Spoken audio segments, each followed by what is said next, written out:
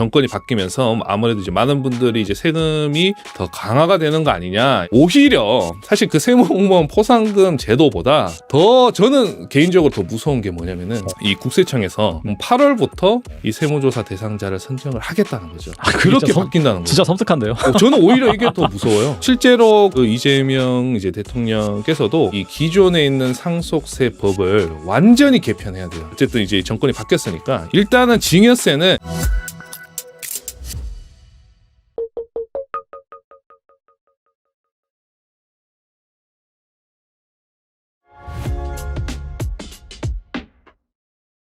공창규 세무사님 모셨습니다. 안녕하세요. 네, 안녕하십니까. 네, 세무사님 모시고 네. 지금 막 이제 대선이 끝났습니다. 네. 새로운 대통령이 선출이 돼가지고 네. 아무래도 새 정부가 탄생을 했으니 이거에 따라서 과연 이 세금 정책이 어떻게 바뀔지 궁금해하시는 분들이 많은 것 같은데 예. 이 새롭게 들어선 정부, 이 정부가 추진하는 세법 개정 방향은 또 어떻게 될지 네. 또 크게 바뀔 만한 그런 부분이 있을까요?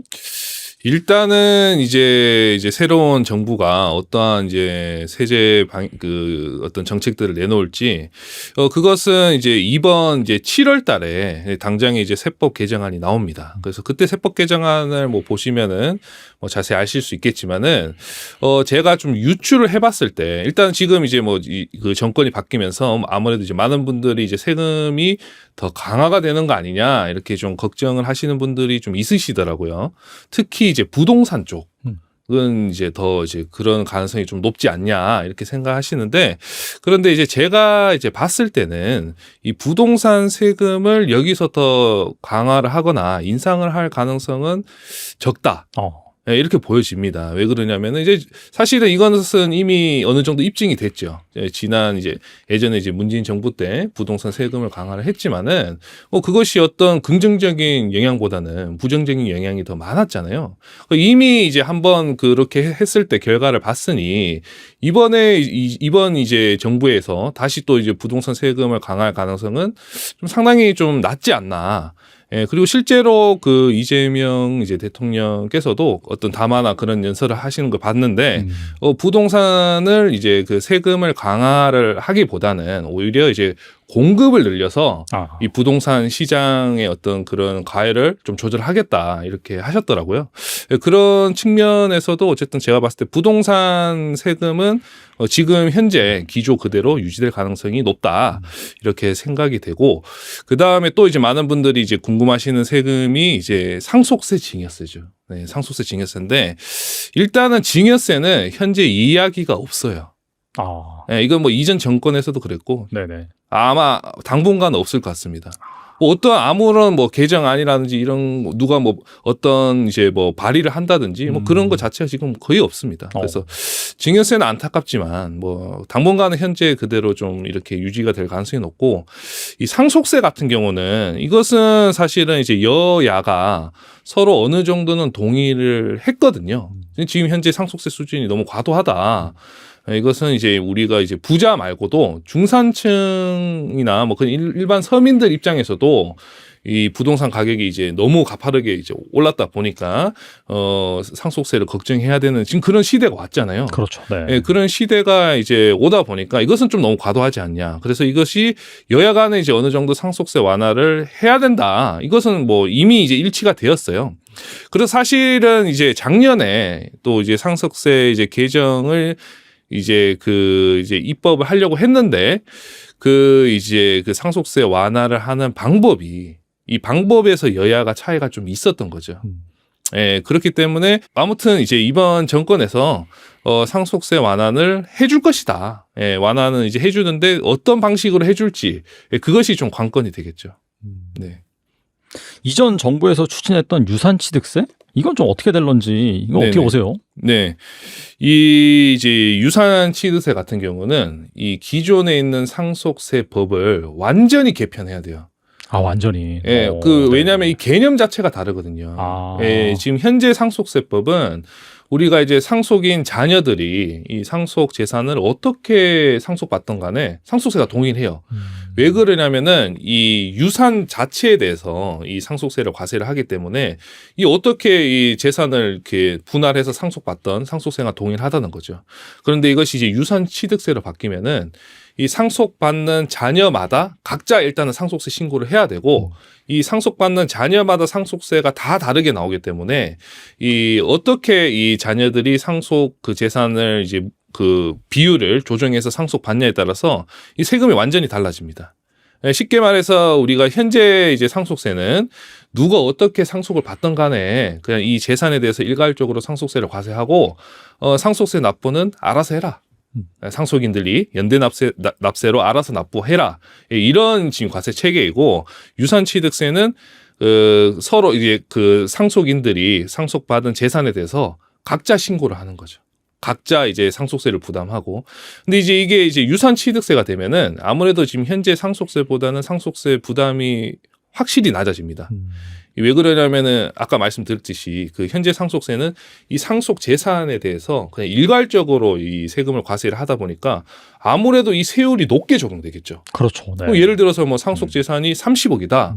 뭐 공제는 뭐 논외로 하고 상속 재산 그 과세 표준이 30억이면은 이 상속세율이 50%예요. 최고 이제 50% 세율로 적용이 되는데 네. 그런데 만약에 유산취득세로 이제 우리가 과세가 된다. 그래서 그 삼형제가 10억씩 상속을 받았어요. 그러면 각자 이제 그 상속받은 10억에 대해서 따로 이제 과세를 하다 보니까 이렇게 되면 세율이 30억에서 10억에 적용되는 세율. 10억이면 30%거든요. 그러니까 50%에서 30%로 세율이 확 낮아지는 거죠. 그래서 이렇게 이제 그 유산취득세가 이 상속받는 자녀들이 많아질수록 이 유산취득세가 유리하다. 이런 효과가 발생하고 근데 이제 다만 또 이제 이런 단점이 있어요. 유산취득세로 변경이 돼도 상속인이 자녀 혼자면 똑같겠네요. 그건. 똑같죠. 이때는 또 절세 효과가 거의 없는 거예요. 그래서 이제 민주당에서도 이런 부분을 좀 지적을 했고, 이건 뭐 자녀 수에 따라서 또 달라질 수도 있고, 또 이제 자녀가 어떻게 상속을 받냐에 따라서 이 상속세가 달라지니까 거짓으로 또 상속을 이제 받는 걸로 꾸밀 수도 있겠죠. 최대한 그 세금이 적게 나오는 방식으로 꾸며서 또 거짓으로 이게 또 어떤 탈세 방법이 활용될 수도 있고 그래서 민주당은 이 유산취득세를 반대를 해왔어요. 그래서 제가 봤을 때는 어쨌든 이제 또 이제 어쨌든 이제 정권이 바뀌었으니까 이 유산취득세 이제 그 개정을 하려고 했던 것이 아마 그냥 무산되지 않을까 싶습니다. 예. 그리고 많은 분들이 가장 궁금해하시는 부분이 현금 증여에 관한 부분이거든요. 네. 최근 현금 인출과 관련해서 주의할 점이나 새롭게 바뀐 부분이 있을까요? 일단은 현금 인출에 대해서 뭐 당장 뭔가 뭐 새롭게 기준이 바뀌거나 그런 건 없습니다. 뭐 여러분들이 이미 이제 유튜브 영상에서 이미 지겹도록 보셨을 거예요. 그래서 그 내용은 다 아실 겁니다. 하루 1,000만 원 이상이죠. 기준이. 그 이상으로 이제 현금 입금하거나 인출하면은 이제 국세청에 보고가 될 수 있다. 이런 내용인데 그것은 뭐 현재도 바뀐 것은 없어요.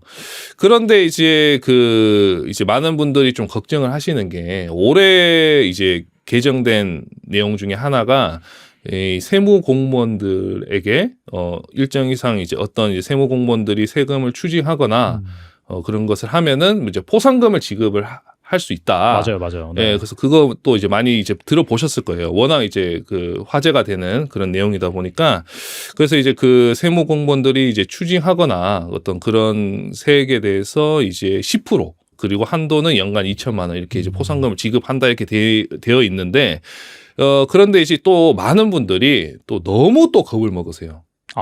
사실 또 그 세무 공무원들이 이제 포상금 지급한다고 해서 사실은 여러분들이 세무조사를 당할 확률이 뭐 이렇게 막 기하급수적으로 올라가고 사실 그런 건 없어요. 제가 봤을 때는. 이 어느 정도의 약간은 좀 오해가 있는데 일단 이 그 세무 공무원 포상금의 주된 이제 그 내용 중에 어떤 경우에 이제 포상금을 지급하냐. 일단 첫 번째로 이제 그 납세자와 이제 소송을 해서 이겼을 때. 어떤 이제 납세자와 이제 분쟁이 있어서 네. 조세 소송을 했는데 이제 그렇게 해서 이제 큰 소송에서 이겼을 때. 그다음에 두 번째로 이제 체납을 한 거예요. 이 납세자가 고액 체납자들 많거든요. 많죠. 몇십억씩 그 돈 어디 재산을 빼돌리고 그런 재산을 이제 찾아서 이제 그 세금을 징수했을 때 사실 이 두 가지가 이제 주요 포상금의 내용이 될 것이고, 그다음 이제 세 번째로 이제 어떤 그 은닉 재산이라든지 뭐 어떤 부당한 그런 걸로 인해서 세금을 이제 이제 누락된 것을 과세를 했을 때 그때도 이제 뭐 포상금 지급할 수 있을 것으로 보이긴 한다마는, 제가 봤을 때 이것도 뭐 무한대로 다 막 이렇게 포상금을 지급하는 건 아니고 굉장히 제한되어 있을 것 같아요. 왜냐하면은 어쨌든 이 국가 예산이 한정되어 있잖아요. 그렇죠. 네. 이 세무 공무원들 다 이렇게 뭐 과세한다고 포상금을 지급하면은 이 국고가 굉장히 또 이 예산이 또 부담이 될 거지 않습니까? 포상금 지급하는 어떤 그 대상이라든지 그런 내용은 굉장히 좀 제가 봤을 때는 좀 제한적일 것이다. 네, 어쩐 좀 굉장히 이제 좀 남들이 찾기 어려운 어떤 그런 것을 찾아서 좀 그런 탈세 같은 것을 과세를 하거나 그런 경우에만 포상금이 지급될 것이고, 그냥 일반적으로 이제 이 영상을 보시는 많은 분들이 혹시 뭐 이거 내가 뭐 우리 가족한테 뭐 계좌이체한 거 이게 뭐 그 공무원들이 발견을 하면 포상금이 지급되니까 이것 때문에 막 더 막 이 뭐 계좌이체 이런 걸 조심해야 되는 거 아니냐. 사실 그렇게 걱정할 것까지는 좀 없다. 예, 그래서 너무 이것 때문에 걱정은 하지 마시라. 이렇게 말씀을 드리고 싶고요. 오히려 사실 그 세무공무원 포상금 제도보다 네. 더 저는 개인적으로 더 무서운 게 뭐냐면은 이 국세청에서 네. 8월부터 이 AI 시스템을 뭐 도입해서 세무조사를 좀 이렇게 좀 세무조사에 네. 이 AI 어떤 그 시스템을 좀 활용하겠다. 오. 이렇게 얘기한 적이 있어요. 그러니까 이제 지금 뭐 챗 GTP나 이런 거 보면은 이 AI 어떤 그 능력 같은 게 상당하잖아요. 상당하죠. 네. 네. 근데 네. 이제 국세청이 가지고 있는 그 정보들은 엄청나거든요. 그렇죠. 네. 그 이 엄청난 정보들을 이 AI 그런 챗 GTP 같은 이런 그런 프로그램에 학습을 시키는 거예요. 이미 지금 학습을 시키고 있대요. 네. 그 국세청의 어떤 개인 사업자들이 어떤 그 종합소득세 신고하는 거라든지 뭐 신고 내역, 그다음에 사람들의 신용카드 사용 뭐 그런 것들, 네. 뭐 그런 것들을 다 이 AI 시스템을 통해서 학습을 시켜서 이제는 우리가 이제 국세청에서 일일이 어떤 조사 대상자를 선정하기보다는 이 AI 시스템에서 자동적으로 선정을 하게끔. 그렇게 바뀐다는 거예요. 진짜 섬뜩한데요. 저는 오히려 이게 더 무서워요. 네, 물론 이제 뭐 이 AI 시스템을 도입한다고 해서 이것도 뭐 세무조사가 대폭 확대되거나 그러진 않아요. 어차피 국세청의 인력과 시간에 한정되어 있기 때문에 이 뭐 매년 조사할 수 있는 건수는 정해져 있습니다. 그런데 이제 어쨌든 국세청은 이렇게 이 AI 시스템을 도입을 해서 좀 더 이 탈세 혐의가 큰 사람들 위주로 해서 자동적으로 이 세무조사 대상자를 선정을 하겠다는 거죠. 그러니까 이제는 좀 쓸데없는 그 세무조사 대상자를 선정하지 않고 확실히 이제 그 과세를 많이 할 수 있는 그런 대상자를 이 AI 시스템을 통해서 자동적으로 찾겠다. 네, 그래서 저는 이제 이 부분이 좀 더 무섭지 않나. 네, 그렇게 생각됩니다. 네. 자, AI가 좋은 것만은 아니네요. 말씀 들어보니까. 그리고 현금 인출 1,000만 원 자동 보고와 관련해서 단순하게 하루에 1,000만 원 이하로 출금하면은 되는 거 아니야? 라고 생각하신 분들도 계신 것 같은데 정말 괜찮은가요? 제가 이제 말씀드리고 싶은 것 중에 또 이제 현금이 입금하고 출금이 있잖아요. 사실 현금 출금 같은 경우는 뭐 저는 그렇게 걱정할 필요가 없다고 보거든요. 왜냐하면 내가 뭐 떳떳하게 내가 돈 번 걸로 내가 뭐 예를 들어 뭐 은행에 뭐 한 3억 있어요. 이거 3억을 내가 갑자기 이제 불안한 거예요. 은행에 갑자기 부도날 것 같기도 하고 어떻게 될지 모르겠다. 그래서 이 3억을 내가 다 현금 인출해서 우리 집 금고나 어디 보관해 놔야겠다. 좀 이렇게 생각할 수도 있잖아요. 그거 현금 인출했다고 해서 이게 사실 뭐 탈세 혐의가 있나요?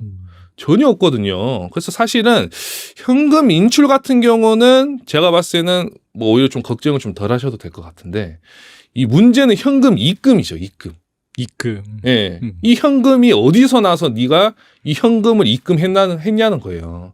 왜냐면 네가 뭔가 떳떳하게 돈을 받았으면은 계좌이체로 받으면 될 거 아니냐. 근데 뭔가 뭐 탈세를 했거나 뭔가 불법적인 일을 해서 이 돈을 받았으니까 그래서 네가 현금을 가지고 있었을 거고, 그래서 이 현금을 입금이 된 거를 국세청이 알면은 이 현금 입금 같은 경우는 이 세무조사로 이제 좀 이렇게 발전할 가능성이 굉장히 높다. 예, 이렇게 생각합니다. 그래서 이 하루 1,000만 원 이하로 현금을 뭐 출금하시는 거는 제가 봤을 땐 크게 염려하실 거 없고 이 입금 같은 경우는 좀 조심하셔야 된다. 예, 하루 1,000만 원 미만이더라도 뭐 900만 원씩 뭐 매일 뭐 100일 하면은 그 9억 되잖아요. 이렇게 뭐 이 돈이 또 많이 입금되면은 이게 자동으로 보고는 안 되지만 또 은행에서 의심거래 보고라고 그 은행원들이 또 어떤 또 보고를 하게 되는 또 그런 절차가 있습니다. 네네. 예, 뭐 아무래도 이게 현금 출금보다 입금에 대해서 좀 더 까다롭게 보지 않나. 예, 왜냐하면 현금 입금 같은 경우가 좀 더 탈세나 불법적인 거에 연루가 될 가능성이 더 높다고 보기 때문에 예, 그래서 현금을 입금하시는 분들은 굉장히 조심하셔야 된다. 이 하루 1,000만 원이 아니라 이게 뭐 1년에 걸쳐서 제가 봤을 때는 뭐 한 5천만 원? 예, 그 정도 이상 입금하시면 좀 조심하셔야 되지 않을까. 예, 그렇게 말씀드리겠습니다. 네. 단순히 그 절대 금액 그 사이즈가 중요한 게 아니라 이게 지속적으로 뭔가 계속해서 뭐 입금이 발생한다든지 그런 것도 좀 조심해야 된다. 그렇죠. 왜냐하면 이것은 이제 은행 그 지점에서 은행원들이 또 이게 그 보고를 하게끔 되어 있거든요. 근데 이 은행원이 또 성실하게 보고를 안 한다. 그럼 또 이 은행원이 금융감독원의 징계를 받게 돼 있어요. 그러니까 이 은행원 입장에서도 그 열심히 이 의심거래 보고를 잘 보고를 해야 되는 그런 이유가 있는 거죠. 네. 그렇다면 계좌 이체는 한 뭐 1,000만 원 이렇게 하는 거는 전혀 문제가 없는 건가요? 그러면? 네, 계좌 이체 같은 경우는 네. 뭐 1,000만 원이 아니라 사실 뭐 억 단위로 하셔도 그 당장에는 뭐 어디에 보고되고 이런 게 전혀 없습니다. 이것도 이제 많은 분들이 오해를 하시는 거죠. 혹시 뭐 계좌 이체가 또 이게 뭐 자동으로 보고되시는 줄 알고 네. 이걸 뭐 나눠서 이렇게 불편하게 하신다거나 그러시는 분들이 있는데 이 계좌 이체 같은 경우는 어쨌든 내역에 다 남잖아요. 누구한테 보냈는지. 네, 네. 그거는 뭐 나중에 시간이 흘러서 뭔가 이제 국세청에서 조사하면 어차피 다 확인이 되는 거고 그래서 이 계좌 이체 같은 경우는 당장에 몇 억이 왔다 갔다 해도 뭐 국세청에 통보되거나 그런 게 전혀 없습니다. 그러니까 오히려 계좌 이체는 좀 편하게 하셔도 돼요. 예, 뭐 그거는 이제 뭐 국세청에서 여러분들 이제 세무조사만 안 하면은 사실 뭐 계좌이체 내역을 국세청도 함부로 조회는 못 하거든요. 이 금융정보보호법 때문에 국세청도 다른 정보는 다 조회를 하는데 이 계좌이체 내역은 함부로 조회 못 해요. 마음대로 조회할 수가 없어요. 이 세무조사한다는 명분이 있어야 돼요. 세무조사한다는 명분이 있으려면은 뭐 세금을 탈루한 혐의가 있어야 되고, 그러니까 심심해서 이 사람 조회해볼까 이렇게 못 한다는 거예요. 예, 그래서 국세청이 여러분의 계좌를 함부로 조회할 수 없다. 여러분의 계좌를 조회할 수 있을 때는 세무조사를 할 때만, 예, 그때만 가능하다. 그러니까 너무 걱정 안 하셨으면 좋겠습니다. 네. 주로 이제 이체하는 건 상관없는데 결과적으로 그걸 만약에 뭐 쓴다든지 뭐 부동산 취득을 한다든지 자식한테 뭐 이렇게 이체를 한 다음에 그때 이제 문제가 된다는 거죠. 뭐 그렇게 네. 되겠죠. 예, 뭐 그때 이제 뭔가 이제 세금 탈루 혐의가 이제 포착이 되면은 네네. 그때 이제 세무조사를 받으면서 이 계좌이체 내역을 본다는 거죠. 네네. 가족 간 계좌 이체는 사실 그 내역을 일일이 기억할 수 없을 정도로 빈번한 편인데 실제로 증여가 아니었는데도 증여로 판단이 돼서 억울하게 세금을 내는 사례도 있다고 들었는데 어떻게 해야 이런 경우를 피할 수 있을까요? 그러니까 딱 제가 여러분들 이해하기 쉽게 예시를 드리면은 이제 그 근로자분들이 그 연말정산할 때 신용카드 소득공제 많이 받으시거든요. 네네. 신용카드를 많이 써야 소득공제가 많이 받을 수 있어요. 근데 이제 본인이 쓰는 신용카드 금액으로는 이제 소득공제를 많이 못 받으니까 이 내 카드를 부모님한테 드리는 거예요. 좀 써달라. 네. 신용카드 소득공제를 많이 받게. 그럼 이제 부모님이 내 카드를 사용하시고 대신 내 카드 사용하셨으니까 본인 쓰신 돈 내가 받아야 되잖아요. 그렇죠. 그래서 뭐 부모님이 예를 들어 내 카드로 뭐 TV를 사셨어요. 500만 원짜리. 그 결제를 하고 이제 그 다음에 내 이제 통장으로 500만 원 보내주셨어요.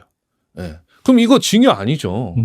아무것도 아니잖아요. 맞아요. 네. 내 카드만 사용하신 거고 그건 정산 받은 거예요. 그런 거 은근히 많아요. 네. 아무것도 아니에요. 네. 근데 이게 이제 세월이 쫙 흘렀어요. 세월이 흘러서 이제 부모님이 돌아가셨어요. 부모님이 돌아가시면 이제 상속세 세무조사가 나올 수 있거든요. 그렇죠. 네. 상속세 세무조사 나오면 이제 10년간 계좌이체 내역을 봅니다.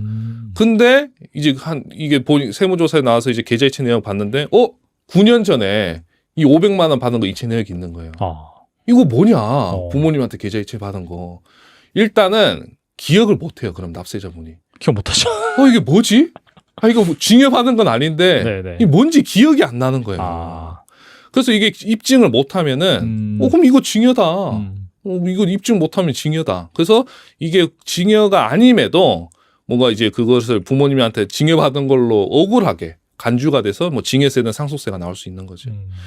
그래서 이제 이런 경우는 여러분들이 좀 어떻게 해야 되냐. 억울하게 또 세금을 내실 수는 없으니까 이거 가장 이제 쉬운 방법은 그 계좌 이체할 때 이체 메모를 일단 남기시는 거예요. 아, 그 뭐 온라인으로 할 때도 남길 수 있더라고요. 네, 그러니까. 남길 수 있어요. 네네, 그래서 네. 이체 메모만 간단하게 뭐 TV 뭐 결제금 정산 아, 뭐 이런 식으로라도 네네. 일단 남기시는 거죠. 네. 이걸 뭐 이체 메모라도 있어야 일단 기억을 할 거잖아요. 그리고 그 이체 그 내역에 따라서 어떤 뭐 신용카드 결제 내역이라든지 그런 게 이제 이체 메모랑 어느 정도 맞다면은 이게 좀 내가 이건 징여받는 게 아니다 이렇게 입증을 할 수 있다는 거죠. 그럼 이제 억울하게 세금을 과세될 일이 없겠죠. 그래서 이제 그런 이체 메모를 좀 남기시는 게 이것은 뭐 어려운 내용은 어려운 방법은 아니니까 그렇죠. 네. 예, 좀 그렇게 좀 쉽게 좀 할 수 있는 거니까 좀 이체 메모를 좀 남기시고 어쨌든 제일 좋은 거는 이 계산 오해를 받지 않게 그 징여가 아니라면은 사실은 이제 부모 자식 간에 계좌 이체를 삼가하는 게 좋다. 왜냐면 이거 다 소명해야 돼요. 실제로 세무조사 나오면. 되게 귀찮겠네요, 그거 진짜. 예. 네. 그리고 이게 뭐 여러 가지 이유로 왔다 갔다 하면은 사실 이게 세무조사 할 때 소명하기 굉장히 힘듭니다. 그래서 가급적이면 좀 삼가하는 게 좋긴 해요. 네. 가족 간 이 무이자 차용증을 활용해서 자녀에게 세금 없이 무려 8억까지 줄 수 있다. 이런 얘기가 있는데 이거 어떻게 하는 방법인가요? 예. 일단은 이제 요것도 이제 많은 분들이 이미 아시는 내용인데 네. 이제 자녀한테 징여를 하면은 징여세가 나오니까 돈을 이제 빌려주는 거죠. 네. 빌려주면 이제 징여가 아니니까 징여세를 피할 수 있잖아요. 그런데 이제 너무 큰 금액을 이제 빌려주면은 이자를 받아야 돼요. 이자 이제 기준이 4.6%고 그 이자를 받으면은 이제 자녀가 이제 부모님한테 돈을 빌리고 그 이자를 부모님한테 드리죠. 그러면 이자를 받는 부모님은 이자 소득이 생기잖아요. 이자 소득이 생기면 세금을 내야죠. 근데 이 세금이 27.5%예요. 굉장히 높습니다. 그래서 좀 자칫하다가는 네. 괜히 징여세 아끼려다가 이 차용증 써가지고 이자 지급하시다가 오히려 징여세보다 이자 소득세를 더 내시는 분도 봤어요. 그러니까 그럴 경우 차라리 그냥 징여받는 게 낫죠. 그래서 이제 제가 이제 좀 여러분한테 드리는 말씀이 가급적이면 이자를 안 드려도 되는 금액 내에서 빌리시는 게 좋다. 그게 이제 정확하게 이제 말씀드리자면은 2억 1,700만 원입니다. 이게 왜 2억 1,700만 원이냐?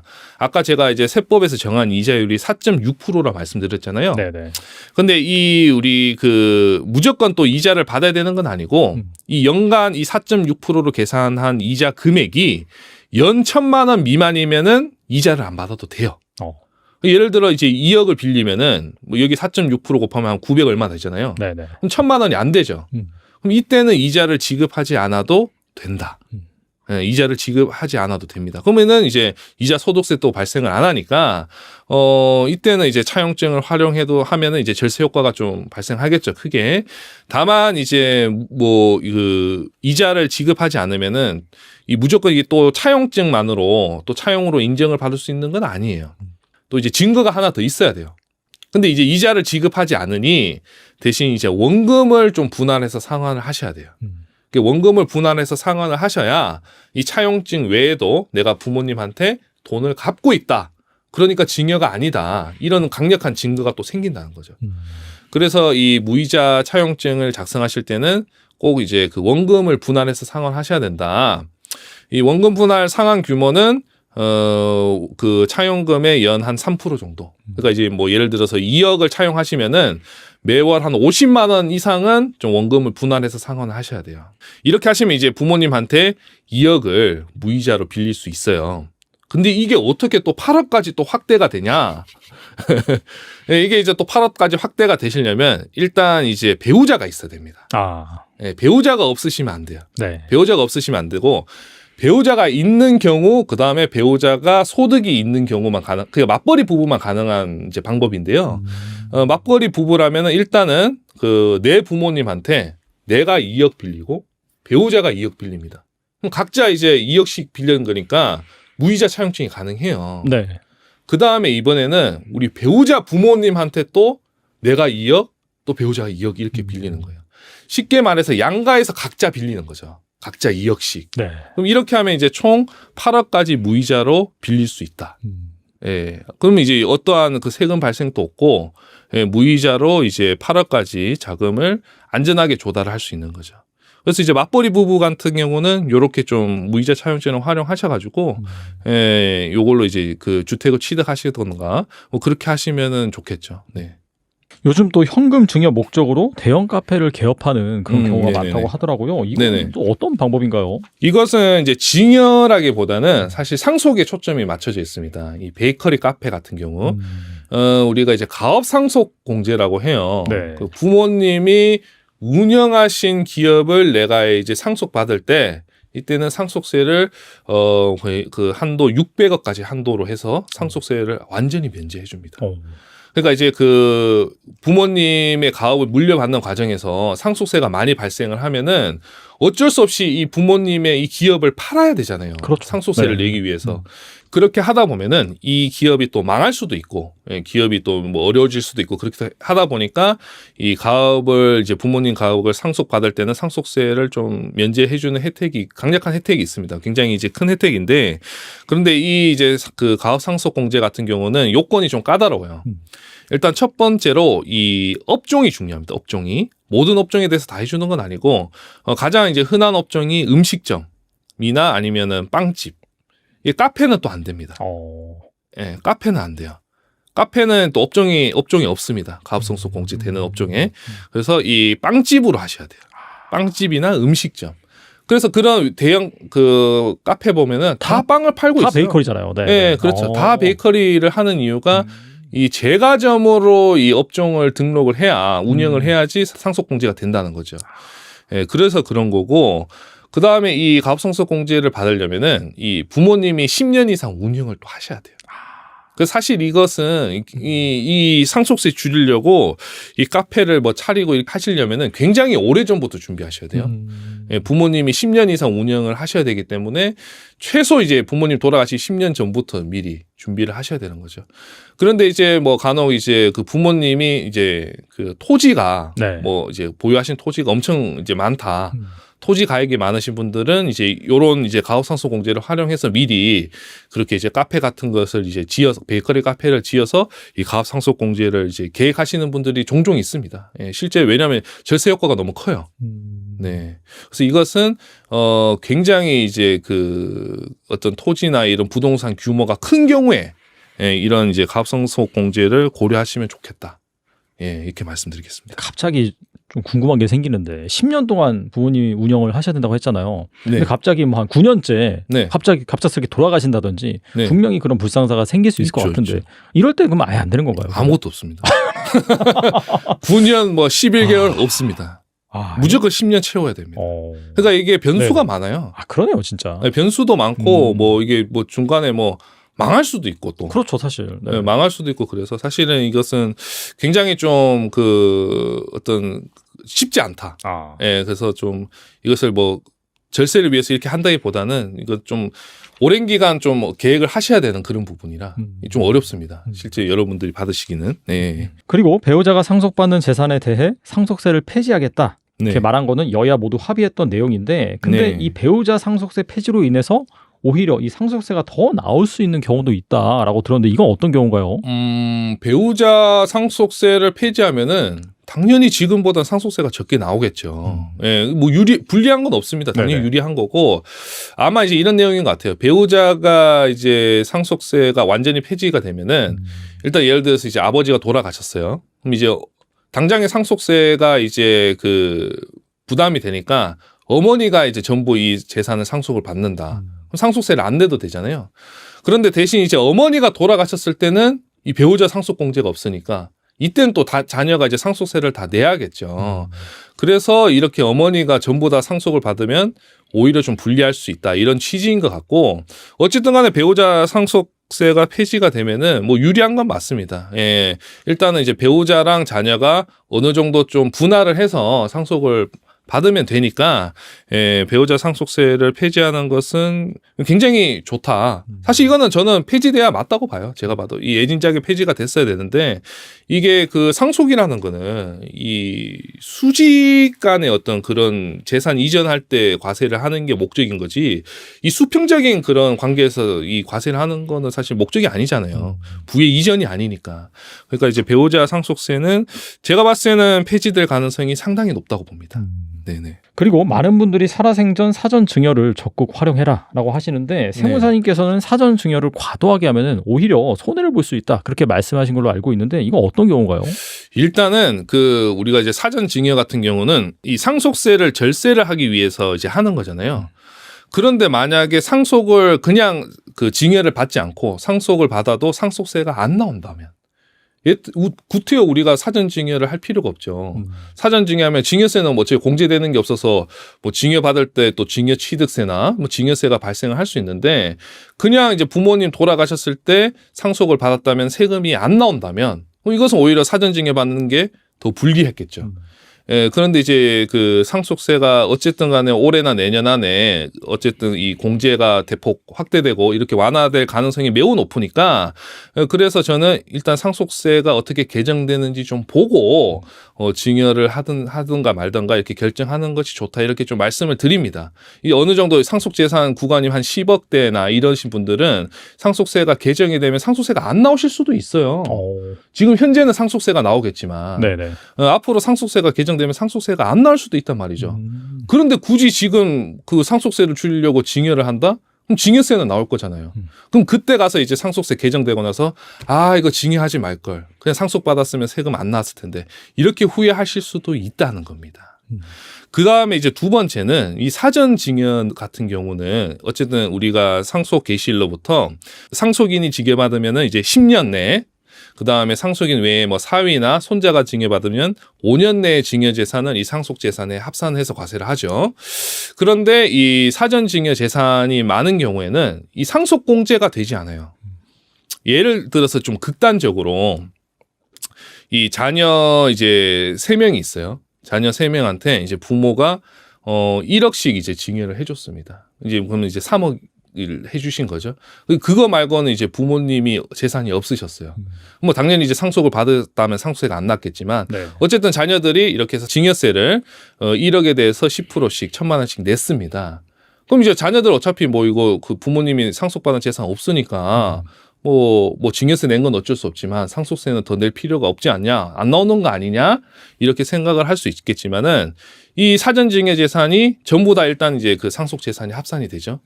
그럼 이제 3억이 되는 거예요. 네. 근데 이 3억에 대해서 상속 공제가 안 돼요. 예, 사전 증여 재산은 상속 공제가 되지 않기 때문에 그럼 이 3억에 대해서 이 누진 세율이 적용이 된단 말이죠. 이 20%로. 그래서 기존에 냈던 증여세에 추가로 세금을 더 내셔야 돼요.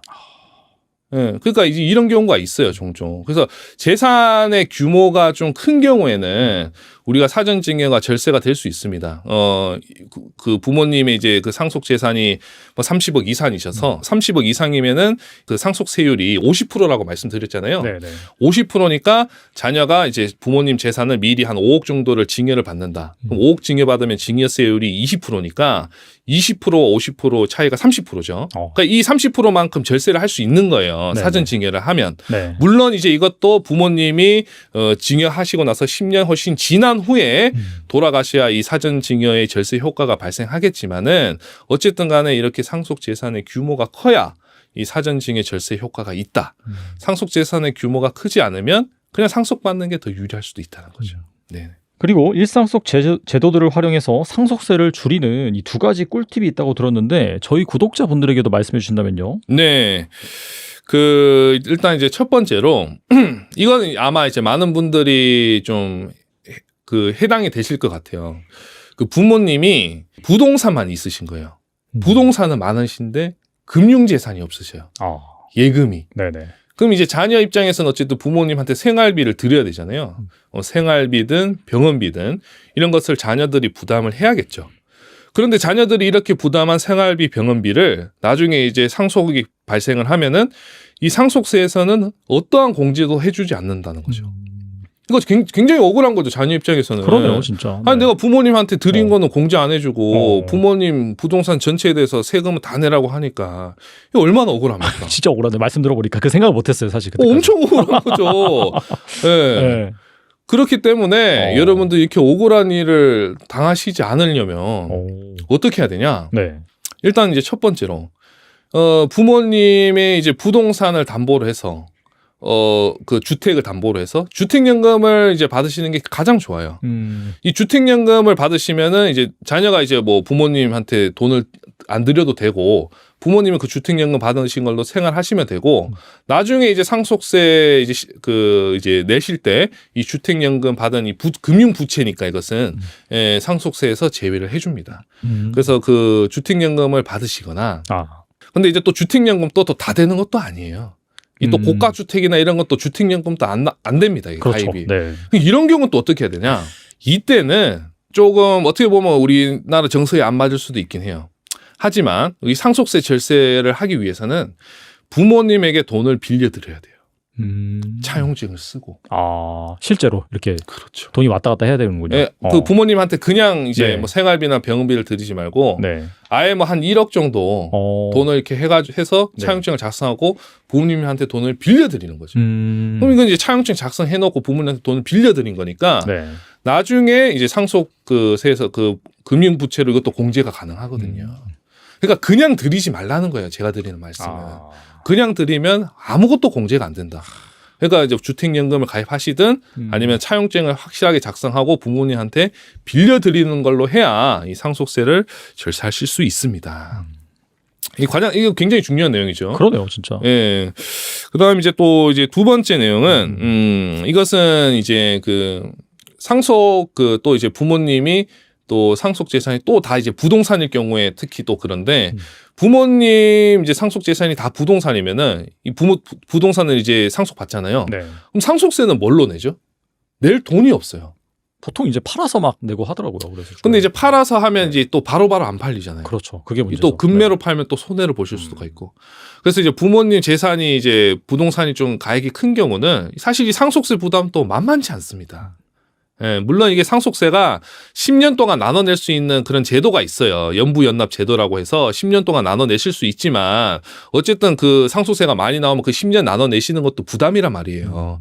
그러니까 이 뭐 상속 받은 부동산을 처분을 하면은 뭐 잘 팔리면 뭐 문제가 없겠지만은 이것이 뭐 토지나 상가 같은 경우는 잘 안 팔립니다. 팔리는데 몇 년 걸릴 수도 있어요. 그래서 이런 상속세 납부 재원 마련을 미리 하실 필요가 있다. 그래서 이제 또 이제 권유하시는 게 이제 보통 이제 종신보험, 사망보험이죠. 근데 이 사망보험을 이제 부모님 피보험자로 부모님을 하고 나서 이 계약자를 자녀가 하고 그 보험금도 자녀가 납부하면은 이때는 이제 부모님이 돌아가시고 나서 받는 이 사망보험금에 대해서는 상속세가 발생하지 않습니다. 뭐 어찌 보면 당연하죠. 자녀가 그 보험금을 납부를 했으니까 이 보험금에 대해서는 애초부터 자녀 재산으로 보는 거예요. 하지만은 이 보험료 납부를 부모님이 했다면은 이 상속 그 사망보험금에 대해서도 네네. 이 상속세가 또 발생합니다. 그러니까 이제 사망보험금에 또 상속세를 또 발생하다 보니까 납부 재원이 줄어들죠. 그래서 이 상속세 납부 재원을 위해서 이 부모님 사망 그 보험을 드실 때는 꼭 이 상속 그 보험료 납부를 그 상속인 자녀가 해야 된다. 예, 자녀가 이 그 보험료 납부를 하시면은 이 상속세 그 납부를 하시면은 이 사망보험금은 상속세가 과세되지 않습니다. 네네. 그리고 자식에게 부동산을 증여하고 싶은 부모들도 많이 있을 텐데 가족 간의 주택을 줄 때도 세금을 줄일 수 있는 방법이 있나요? 그 부동산 증여 같은 경우는 일단은 이제 아파트랑 네. 그 주거용 뭐 부동산이나 비주거용으로 나눌 수 있는데요. 네네. 특히 이제 아파트 같은 경우는 우리가 이제 매매 사례가가 많잖아요. 그렇죠. 매매 사례가가 이제 뭐 같은 단지에 많고 이렇게 하다 보니까 이 매매 사례가가 이 시가로 적용됩니다. 그러니까 이 부동산이라는 게 이 내가 증여를 받으면은 얼마에 받은 거냐. 사실 이게 명확하지 않잖아요. 현금 같은 경우는 내가 1억을 받았으면 그 1억으로 신고를 하면 되는데 내가 부동산을 받았으면 이거 얼마로 신고를 해야 되는지 사실 이런 애매한 부분이 있습니다. 네. 그런데 이제 아파트 같은 경우는 이런 매매 사례가액이 이제 시가가 되는 것이고 이제 비주거용 부동산, 뭐 토지라든지 상가 같은 경우는 이 매매 사례가액 적용이 어려워요. 왜냐하면 다 다르니까. 네. 다 지어진 시기나 뭐 면적이나 용도나 다 다르니까 이 매매 사례가액 적용이 어렵기 때문에 이때는 이제 보통은 이제 공시가격, 기준시가로 적용이 되죠. 그러니까 이제 아파트 같은 이런 그 주택을 그 증여받으면은 이때는 거의 이제 실제 시세에 근접하게 내가 그 증여세를 내야 되는 거고, 이 상가나 이제 토지 같은 경우는 실제 시가가 예를 들어 뭐 10억인데 네. 이런 경우 뭐 공시가가 한 3, 4억밖에 안 하거든요. 그럼 내가 3, 4억에 증여받은 걸로 할 수 있다. 그러니까 이제 토지나 상가 같은 경우가 사실은 증여세가 더 적게 나오는 거죠. 같은 가치라면은 아파트보다는 토지나 상가가 더 증여세가 적게 나온다. 일단 이렇게 아시면 되는데, 근데 이제 이것도 이제 다 그렇진 않고, 예를 들어서 또 이제 뭐 상가나 토지가 커요, 금액이. 막 꼬마 빌딩이나 이런 거 있잖아요. 그런 경우는 이제 우리가 공시가격으로 증여를 못 받습니다. 왜 그러냐면은 예전에는 이게 가능했거든요. 근데 이제 계속 이렇게 이제 이런 이제 꼬마 빌딩이나 토지를 너무 싸게, 실제 시가보다 너무 싸게 증여를 받고 증여세를 적게 내니까 이 국세청에서 마음에 안 드는 거예요. 왜 이렇게 적게 내는 거죠? 이 실제 받는 거는 예를 들어 한 50억짜리 받았으면서 왜 공시가격 한 20억 정도에 대해서만 세금을 내냐는 거죠. 그래서 국세청에서 2020년부터 이 감정평가를 우리가 직접 받아서 과세를 하겠다. 예, 그 공시가격으로 신고를 한 거는 뭐 합법하지만 이 세금 차이가 실제 시가랑 우리가 공시가격이랑 했을 때 금액 차이가 크다면은 그때는 우리가 국세청이 사비로 우리가 예산 써서 우리가 감정평가 받아서 그 금액으로 세금을 과세하겠다는 겁니다. 예, 그래서 이제 피할 구멍이 없어진 거죠. 예전에는 상가나 토지 같은 경우 공시가격으로 싸게 증여를 했지만 지금은 이제 피할 구멍이 없어졌다. 심지어 이제 올해부터 국세청에서 이 감정평가 예산 또 대폭 늘리고 이 대상 또 이제 확대를 했어요. 네, 기존에는 뭐 한 공시가격이 한 30억 기준에서 이제 뭐 감정평가를 했다면 이제는 한 15억 정도 선에서 15억이 넘어가면은 감정평가를 할 수 있다. 이렇게 이제 보고 있습니다. 물론 이제 뭐 가액이 좀 작은 뭐 공시가격 한 5억 미만의 토지나 상가 같은 경우는 제가 봤을 때는 아직도 공시가격으로 증여를 받을 수 있을 것 같긴 해요. 네. 근데 이제 그 금액이 공시가격이 10억 이상이라면 앞으로는 이제 국세청에서 감정평가 금액으로 과세할 가능성이 높다. 예, 이렇게 이제 여겨집니다. 아파트 같은 경우는 보통 이제 아파트를 증여를 가장 많이 하시거든요. 많이 하죠. 네. 예, 이 아파트 같은 경우는 절세를 할 수 있는 가장 쉬운 방법은 이 감정평가를 받는 거예요. 예를 들어 이제 매매 사례가액이 20억이면은 이 감정평가를 좀 감정평가사한테 부탁을 하는 거죠. 좀 증여세 절세하고 싶으니까 좀 낮게 평가를 해달라. 그럼 이제 감정평가사가 한 10% 정도 낮게 평가를 해줄 수 있습니다. 한 20억이면 한 18억 정도로.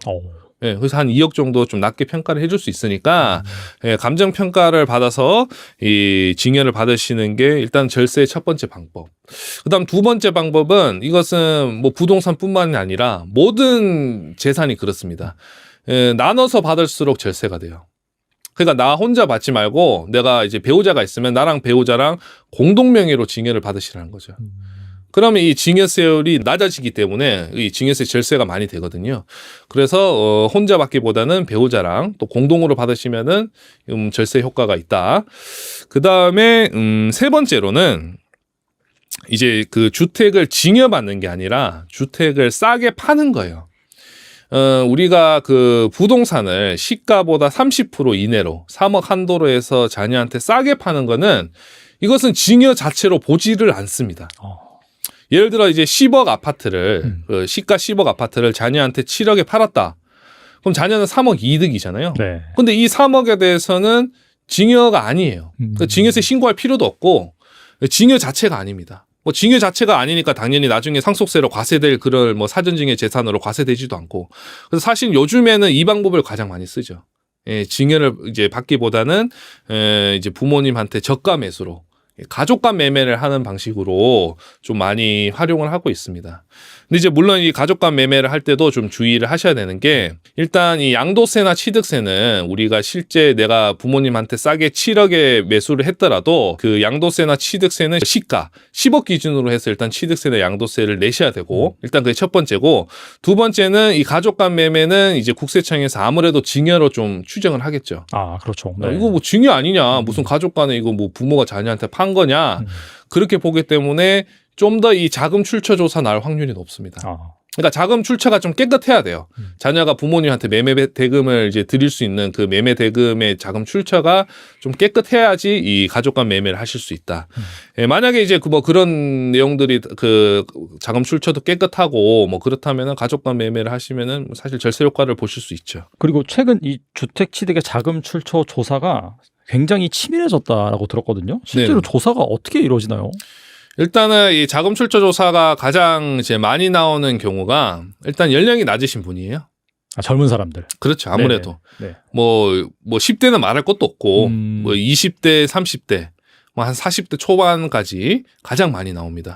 그 오히려 제가 봤을 때 60대나 70대 분들은 자금 출처 조사 나오는 경우 잘 못 봤어요. 사실 이분들을 60대, 70대, 뭐 80대 이런 분들 자금 출처 조사를 한다면은 이게 어떻게 할지 사실 저도 막막하거든요. 왜냐하면 이게 자금 출처가 그분들은 굉장히 오래전부터 이 자금이 이렇게 누적이 되어 왔을 거잖아요. 네네. 이걸 어디서부터 조사를 할 수 있을지 사실 그런 어떤 현실적인 어려움이 있는 거죠. 조사를 하는데. 네. 그런데 이제 20대나 30대 같은 경우는 이 사회생활을 한 기간이 정해져 있잖아요. 그렇죠. 이게 한정이 돼 있다 보니까 이 조사할 수 있는 기간이 딱 정해져 있어요. 요때까지 우리가 조사를 하면은 다 밝힐 수 있는 거예요. 자금 출처를. 그렇게 하다 보니까 아무래도 이제 국세청 입장에서도 조사를 하기가 더 쉽죠. 예, 그런 측면에서 일단 나이가 어리신 분들이 조사를 받을 가능성이 좀 높다. 그리고 또 주택 취득가액이 높을수록 또 이제 당연히 높은 거고, 이것은 이제 물론 내가 합당하게 내가 세금을 다 내고 증여를 받거나, 소득세 신고를 하거나 그런 자금으로 내가 부동산 취득을 한다면은 당연히 조사가 안 나옵니다. 국세청에서도 뭐 무조건 조사가 나오는 게 아니라 네. 이 시간을 허비할 수 없기 때문에 이 자금 출처 그 어떤 그 탈세 혐의가 있는 경우에 나오게 돼요. 이 탈세 혐의를 어떻게 예측을 할 수 있냐? 굉장히 간단합니다. 이제 국세청에 신고된 어떤 그런 증여 금액이라든지 소득 뭐 그런 이제 그 대비해서 내가 취득하는 자산이 얼마냐? 예를 들어서 내가 이제 국세청에 신고된 증여나 이제 소득 금액이 총 누적 금액이 예를 들어 5억이에요. 근데 내가 취득하는 재산이 한 뭐 20억이다. 네. 그럼 나머지 15억 어디서 났냐 이거죠. 이건 누가 봐도 의심스럽잖아요. 그러니까 이런 건 당연히 시스템으로 다 걸러지기 때문에 이런 경우는 이제 조사 대상자로 선정이 될 가능성이 매우 높겠죠. 그래서 이제 이것은 이제 그 여러분들이 부동산을 특히 고가 부동산을 취득하시기 전에 미리 한번 검토를 해보실 필요가 있어요. 내가 이때까지 신고된 소득이 얼마고 내가 취득할 금액이 얼마인데 그럼 내가 자금 출처 부족 금액이 얼마로 나오는지. 그래서 이 자금 출처 부족 금액이 어떻게 소명을 할 건지 이런 것을 좀 미리 내가 검토를 하고 이 부동산을 취득하시는 게 좋다는 거죠. 그냥 무턱대고 부동산 취득했다가 자금 출처 조사 받으시면 안 되니까 그러면 이제 내 자금 출처 금액에 따라서 부동산 취득 금액을 좀 낮추거나 아니면 또 뭐 대출을 많이 받으신다든지 뭐 이런 식으로 어쨌든 대비를 하셔야 되니까 주택이나 이런 부동산을 취득하시기 전에 미리 나의 자금 출처 부족 금액이 어느 정도 되는지 좀 확인을 해보셔야 된다는 거죠. 네. 네, 오늘 나와주셔서 정말 좋은 말씀 많이 주셨는데 끝으로 이 영상을 보고 계신 분들 위해서 한 말씀만 부탁드립니다. 이제 뭐 병도 우리가 이제 미리 좀 발견을 하면은 치료하기가 쉽잖아요. 근데 이제 세금도 사실 저는 마찬가지라고 봅니다. 이미 이제 일이 벌어지고 나서는 뭔가 대처를 하기 어려워요. 예, 그러니까 그 일이 벌어지기 전에 미리 어떤 이런 절세 방법을 잘 아시고 그렇게 하신다면은 이제 뭐 세금을 많이 아끼실 수 있을 겁니다. 그래서 또 이제 제가 최근에 또 이제 상속증여세 관련해서 또 책을 출간을 했거든요. 국세청도 모르는 상속증여의 기술이라고 여기에 이제 이 책을 제가 굉장히 좀 쉽게 썼습니다. 예, 또 이제 또 이 책을 또 어렵게 느끼시면 안 되기 때문에 굉장히 또 실생활적인 그런 내용들 위주로 제가 담아서 그래서 꼭 여러분들이 아셔야 되는 필요한 내용들을 딱 알짜같이 제가 쉽게 이제 풀어서 책을 써놨으니까 아마 이제 이 책을 보시면은 이 국세청도 모르는 상속증여 기술 보시면은 여러분들 상속세 증여세 절세하시는데 굉장히 많은 도움이 되실 것이라고 확신합니다. 네. 저희가 뭐 많은 세무사님들 모셔가지고 방송을 진행했는데 그 세무사님처럼 이렇게 또 시원스럽게 쉽게 네. 설명해준 케이스는 좀 드문 것 같아요. 네네. 자, 그런 차원에서 이 책도 잘 쓰여졌다고 생각이 되니까 네. 특히나 오늘도 방송하면서 우리 일반적으로 알고 있던 상식과 또 다른 부분, 놓쳤던 부분도 많이 말씀해 주셨거든요. 그런 부분들이 이 책에 있습니다. 그래서 꼭 한번 읽어보시면은 여러분의 절세에 큰 도움이 될 수 있을 거라고 생각이 됩니다. 네, 지금까지 공창규 세무사님 나와주셔서 감사합니다. 네, 감사합니다.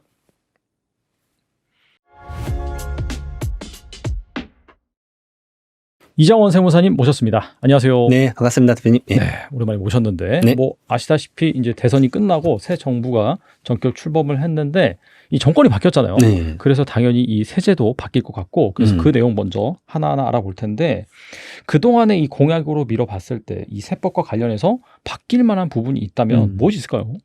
우선 말씀드릴 거는 이제 그 이재명 정부, 이재명 대통령께서 뭔가 말한 건 없었어요, 사실은. 그러니까 좀 결론적으로 이렇게 말씀드릴 수 있을 것 같아요. 하나도 안 바뀐다, 우선. 아, 일단은. 근데 제가 바뀔 것 같은 게 결국 시장 상황을 봐야 되잖아요. 저는 그걸 이제 크게 두 가지로 보고 있습니다. 그래서 그걸 하나씩 말씀을 드릴 건데, 어찌되었던 이제 뭐 주택 세금, 특히나 이제 부동산 세금의 이슈가 많으실 텐데, 기존에 이재명 대통령이 이제 되기 전에는 후보자일 때 몇 번 이렇게 경선을 하셨었잖아요. 대선을 했을 때 과거에는 좀 강경했었어요. 좀 더 규제를 강화해야 된다. 뭐 이런 스탠스도 있었는데 이게 약간 중간으로 온 것 같아요. 현상 유지해야 된다. 말 그대로. 그래서 최근에 그 유튜브 방송이나 거기 가셨을 때 하신 말씀이 그거였습니다. 그냥 주택 세금은 오히려 건드리니까 더 시장이 왜곡되는 것 같다. 그래서 그냥 두는 게 낫지 않을까. 그래서 다주택자는 뭐 자기가 감당하고 세금 내겠다고 하면 내게 하고, 그다음에 1세대 1주택자는 그대로 혜택 주고. 그러니까 지금의 이제 현상에 유지되고 있는 이제 중과세가 이제 적절한 것 같다라고 의견 주셨거든요. 반면에 이제 보수 쪽에서는 이제 좀 세제를 더 풀어야 된다 이런 의견이었었고. 어쨌든 그래서 지금 상황으로는 막 뭐가 당장 바뀌어야 된다라는 것도 지금 내각 구성하면서도 아직까지 언급된 바는 없다. 근데 저는 이게 7월 말, 8월 초까지는 봐야 된다고 봐요. 그래서 저는 거의 주 단위로 계속 체크하고 있는데 네네. 거의 사실 일 단위로 체크하고 있어요. 왜냐하면 어떤 대책이 짠 하고 나올 이제 타이밍이 있는데 아직 내각 구성이 안 돼서 그걸 못 하는 것 같아요.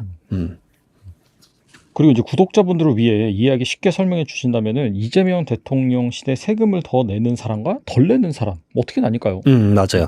이게 이제 두 가지인데 첫 번째로 아까 말씀드렸던 거 세수 부족 현상부터 좀 말씀드려보면 세수가 이제 23년, 24년도까지 2년간 거의 90조가 부족하다고 했었어요. 90조요. 네. 어마어마하죠. 예.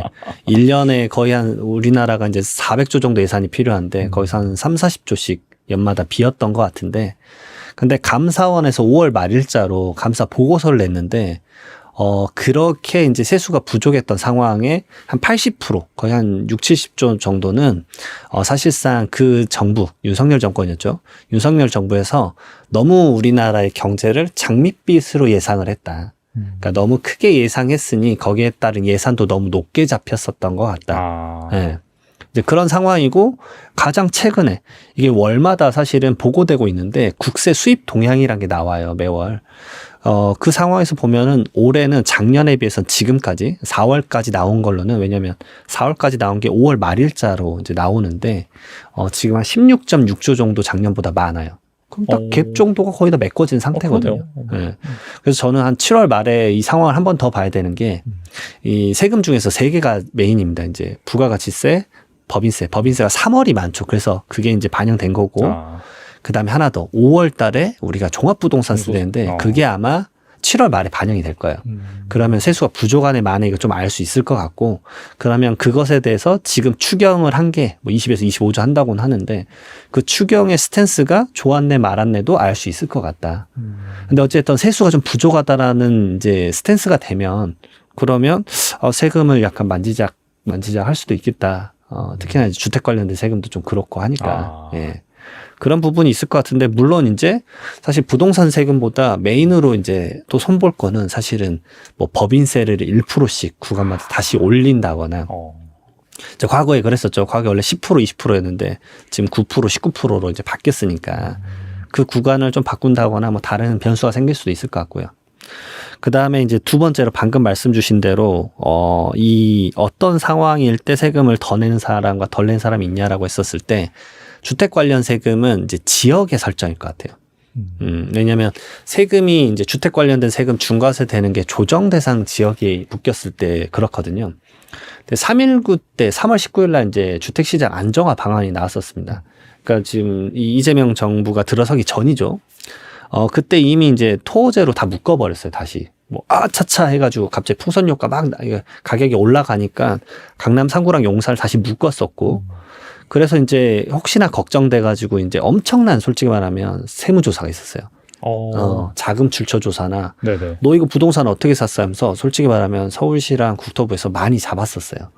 그 보도자료가 정말 많이 나왔었습니다. 왜냐면 저는 그 보도자료를 분석하고 요즘 시장이 어떻게 하는지 그리고 그 업무를 이제 실무적으로 다루는 사람이니까 누구보다 좀 민감하게 그런 것들을 분석을 하는 편인데 그때 이제 그런 대책들에 나오고 나서 조사 엄청 많이 있었었고 그때 말했던 게 뭐냐면 이제 가장 최근에 5월 23일 날 16차 부동산 TF를 열었었어요.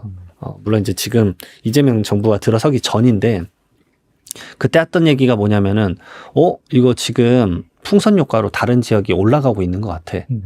왜냐면 토호제 묶이고 나서 강남 3구랑 용산은 부동산 거래가 97%가 빠졌습니다. 이제 못 하잖아요, 사실. 토호제 그렇죠, 묶이면 네네.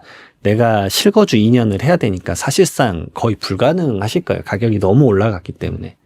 그러니까 대부분 요즘 이제 그 강남 3구랑 용산 취득하는 거는 아파트 취득은 딱 하나죠. 경매 취득밖에 없더라고요. 그래서 저도 이제 경매를 하니까 어저께도 이제 동부지방법원에 가서 경매 물건 보고 이제 경매에 입찰했는데, 사람이 장난 아니에요. 아파트에는. 그리고 그 낙찰가율도 상당히 올라갔더라고요. 아무튼 이제 그 조정 대상 지역을 이제 더 묶일 수 있는가라고 했었을 때, 그러게 토호제 지역이 묶여버리니까 마포, 성동, 뭐 멀리는 광명이나 성남시가 가격이 올라가고 있더라고요. 그러면 이제 그 국가 차원에서는 그러면 조정 대상 지역을 더 늘리겠다. 그러니까 세금의 중과세는 그대로 존재하는 상태에서 그게 적용되는 지역이 강남 3구랑 용산 4개밖에 없었는데 아니 마포도 성동구도 광진구도 강동구도 조정 대상 지역을 바꿔버리자. 라고 하면 거기도 거래가 이제 또 묶일 거고 그러면 또 계속 이제 풍선 효과가 날 수도 있다.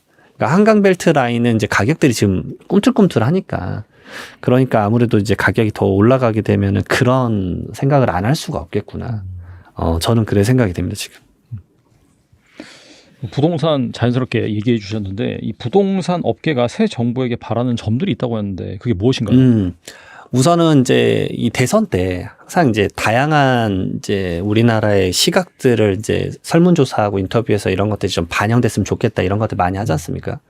이 건설업계나 부동산 업계에서 이제 그 다양한 전문가나 뭐 건설업계 CEO나 이런 분들 이제 설문조사 했었던 거 결론의 대부분은 규제 좀 풀어달라. 규제의 대표적인 게 이제 두 가지죠. 세금이랑 대출.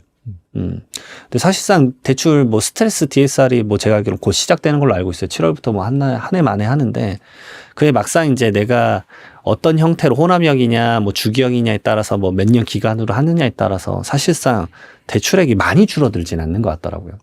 그러니까 결국은 바라는 건 세금이고 세금에서 가장 많이 바라시는 건 사실은 취득세 중과세이긴 하더라고요.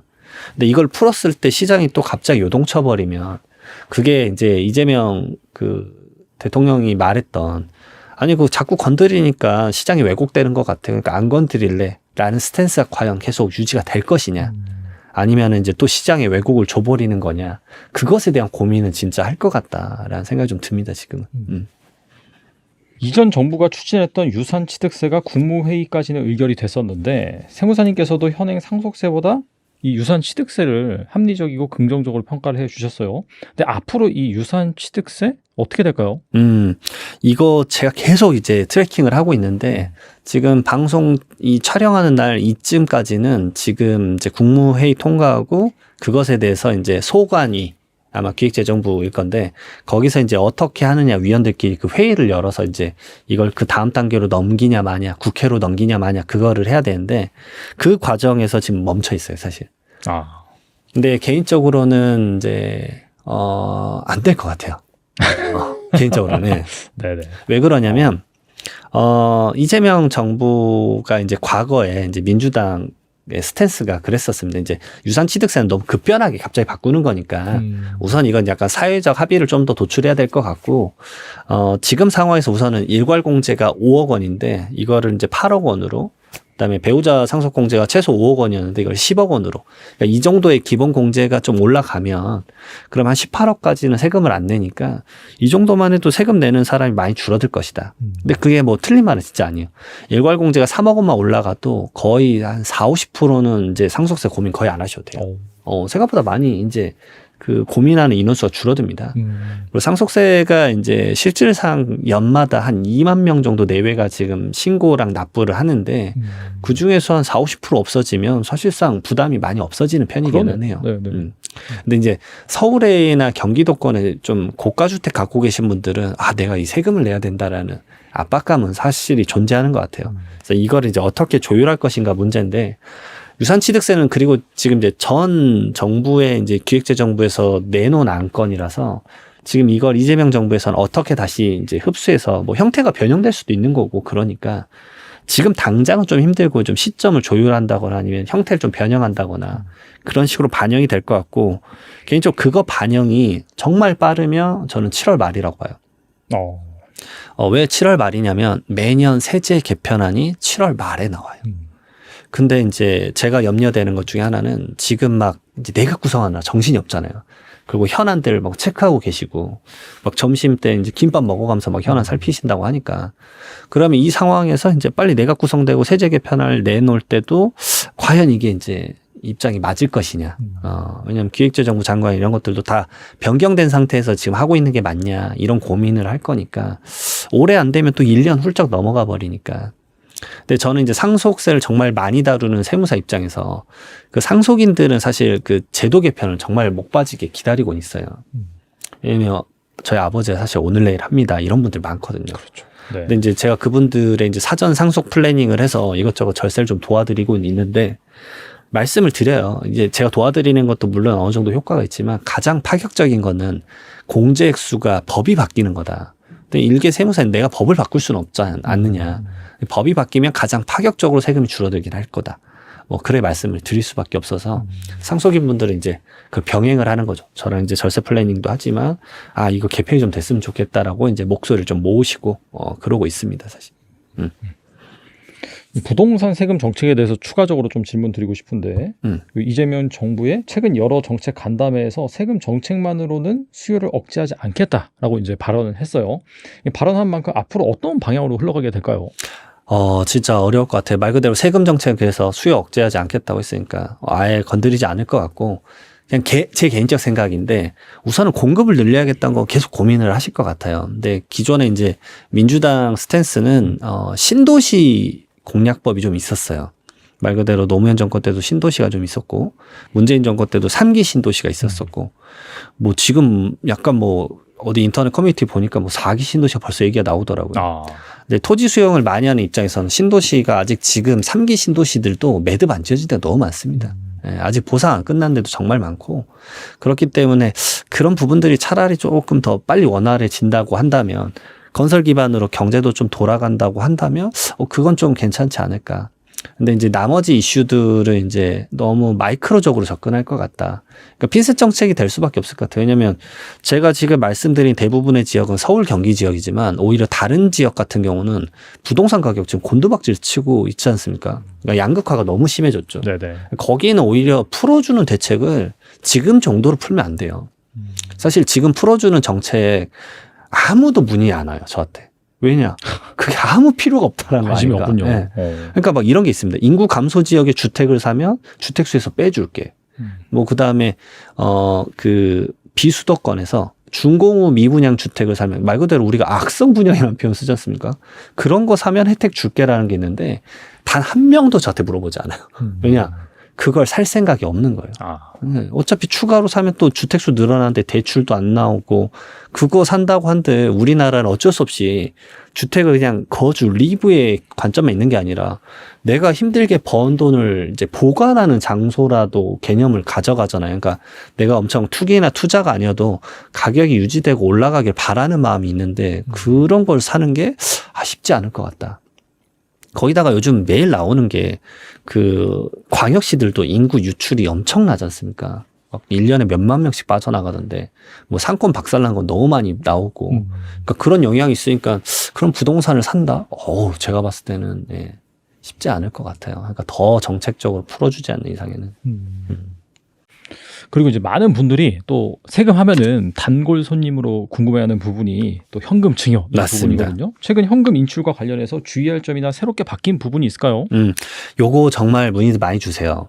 왜 그러냐면 최근에 이제 제 거 영상에도 찍었고 사실 제가 또 이제 부티풀 채널 제가 또 마음이 너무 편안하게 해서 말하니까 감사합니다. 속된 말로 전부 다 말씀을 드리면 그 영상들을 클릭을 해보세요. 그러니까 뭐 속보에서 뭐 5월부터 뭐 제도가 바뀝니다. 맞아요. 6월부터 제도가 바뀝니다. 근데 막상 클릭을 해보면요. 6월에 뭐가 바뀌는지 말 한마디도 없어요. 왜 그렇게 했지? 그래서 제가 이게 약간 이제 제가 어떤 건지는 알아. 이제 말 그대로 이제 뭔가 조회수를 많이 가져가려고 하시는 것 같아요. 근데 이제 제가 봤었을 때 이 제도를 말하는 것 같아요. 그러니까 기존의 현금 인출이나 뭐 뒤에 ATM이나 뭐 이제 계좌이체나 이런 것들은 뒤에서 말씀드릴 건데 사실상 6월부터 바뀌는 건 그거예요. 세무 공무원이 세금 업무에 대해서 이제 잘 업무를 해서 부가나 징수를 많이 받으면 포상금 제도를 주게 됐어요. 인센티브 제도. 그게 6월 15일부터 시작이 돼요. 그래서 그 얘기를 말씀을 주시면서 이제 관점을 그렇게 생각하시는 것 같아요. 그러면 이런 관점이니까 세무 공무원들이 돈을 더 거두려고 하지 않겠냐? 뭐 세금도 부족하니까. 뭐 이게 이제 뭔가 맞물려지는 것 같아요. 그래서 이제 그런 시각을 많이 생각을 하시는데, 실상은 좀 그렇지 않은 걸 좀 말씀을 드리고 싶어요. 저는 이제 내부적으로도 좀 알고 있으니까. 이게 첫 번째로는 제도가 우선 시작도 안 됐어요. 그래서 저도 이제 내부 공무원분들에게 여쭤봤어요. 그럼 누가 이거 가져가냐? 첫 번째로 송무과에선 가져가요. 왜냐하면 송무과에서는 이제 이 세금 관련된 소송건이 막 큰 단위는 진짜 억조 막 가거든요. 그러니까 이런 것들에 대해서 이제 그 의욕을 좀 불태워 주기 위해서 추징한 것에서 뭐 10% 정도를 최대 2천만 원까지 연에 뭐 주는 제도, 그건 오케이 알겠다. 그리고 부가 징수하는 경우에도 뭐 최대 2천만 원까지 주겠다라는 게 있는데 어떤 부서 누가 받을지 어떤 직렬이 받을지 얘기가 하나도 없어요. 그러니까 내부적으로 정해진 게 하나도 없대요. 근데 오히려 이제 얘기를 좀 듣다 보니까 우려스러운 게 뭐냐면 이 제도가 이제 오해되게 퍼지면 이렇게 될 것 같은 거예요. 이제 세무서에 어떤 추징이나 소명을 하면서 그 접촉을 하는 게 일반적인 분들은 평생에 몇 번 없잖아요. 근데 이제 이런 자료를 보고 나서 이제 예를 들어서 추징이 많이 들어오면 세무 포상금 때문에 이렇게 엄청나게 빡빡하게 하는 거 아니야? 라면서 이제 뭐 이렇게 갈 수 있지 않습니까? 그렇죠. 네. 그러면 이제 민원이 막 폭발할 거거든요. 근데 그 공무원은 내 부서는 세무 포상금이 안 받는 부서가 엄청 많을 거예요.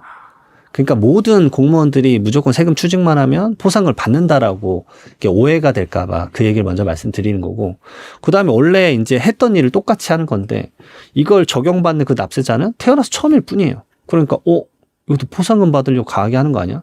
그러면 이제 세무 공무원은 억울하죠. 난 내 할 일을 한 건데. 근데 세무 공무원분들 진짜 야근 수당 안 찍고 야근하고 막 진짜 힘들게 일하세요. 막 과로사도 많이 하거든요. 그래서 이게 오히려 이제 혼동되고 갈라치기 할까봐.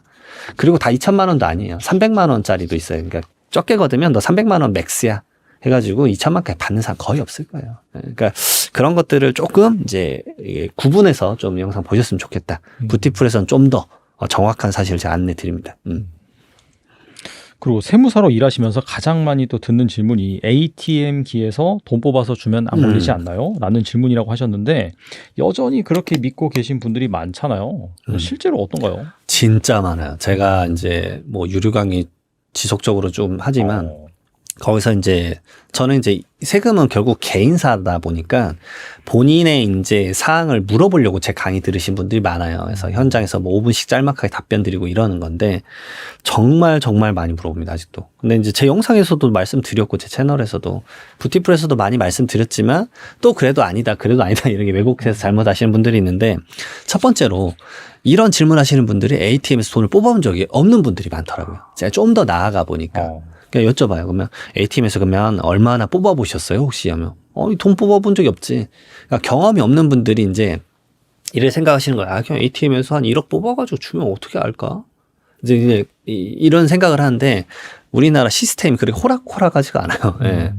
왜냐하면 보이스 피싱 때문에 그래요. 보이스 피싱 때문에 이게 ATM에서 한 번 뽑을 때 100만 원이 맥스입니다. 그리고 하루에 600만 원이 한도예요. 그러니까 최근에 제가 보이스피싱 기사도 봤어요. 이제 이 컨텐츠 하려고 이제 막 연구를 하니까 기사 제목이 이겁니다. ATM에서 600만 원 인출하다가 걸린 보이스피싱 뭐 인출책 이래 나오더라고요. 검거. 그러니까 말 그대로 ATM 가서 돈 뽑다가 잡힌 거예요. 네. 왜냐하면 100만 원 뽑고 또 100만 원 뽑고 하면은 누가 봐도 이상하니까. 그렇죠. 네. 그게 이제 잡힌 거죠. 그러니까 돈 뽑는 시간도 상당히 오래 걸려요. 그러니까 뽑다가 경찰 출두하고 잡히더라고요.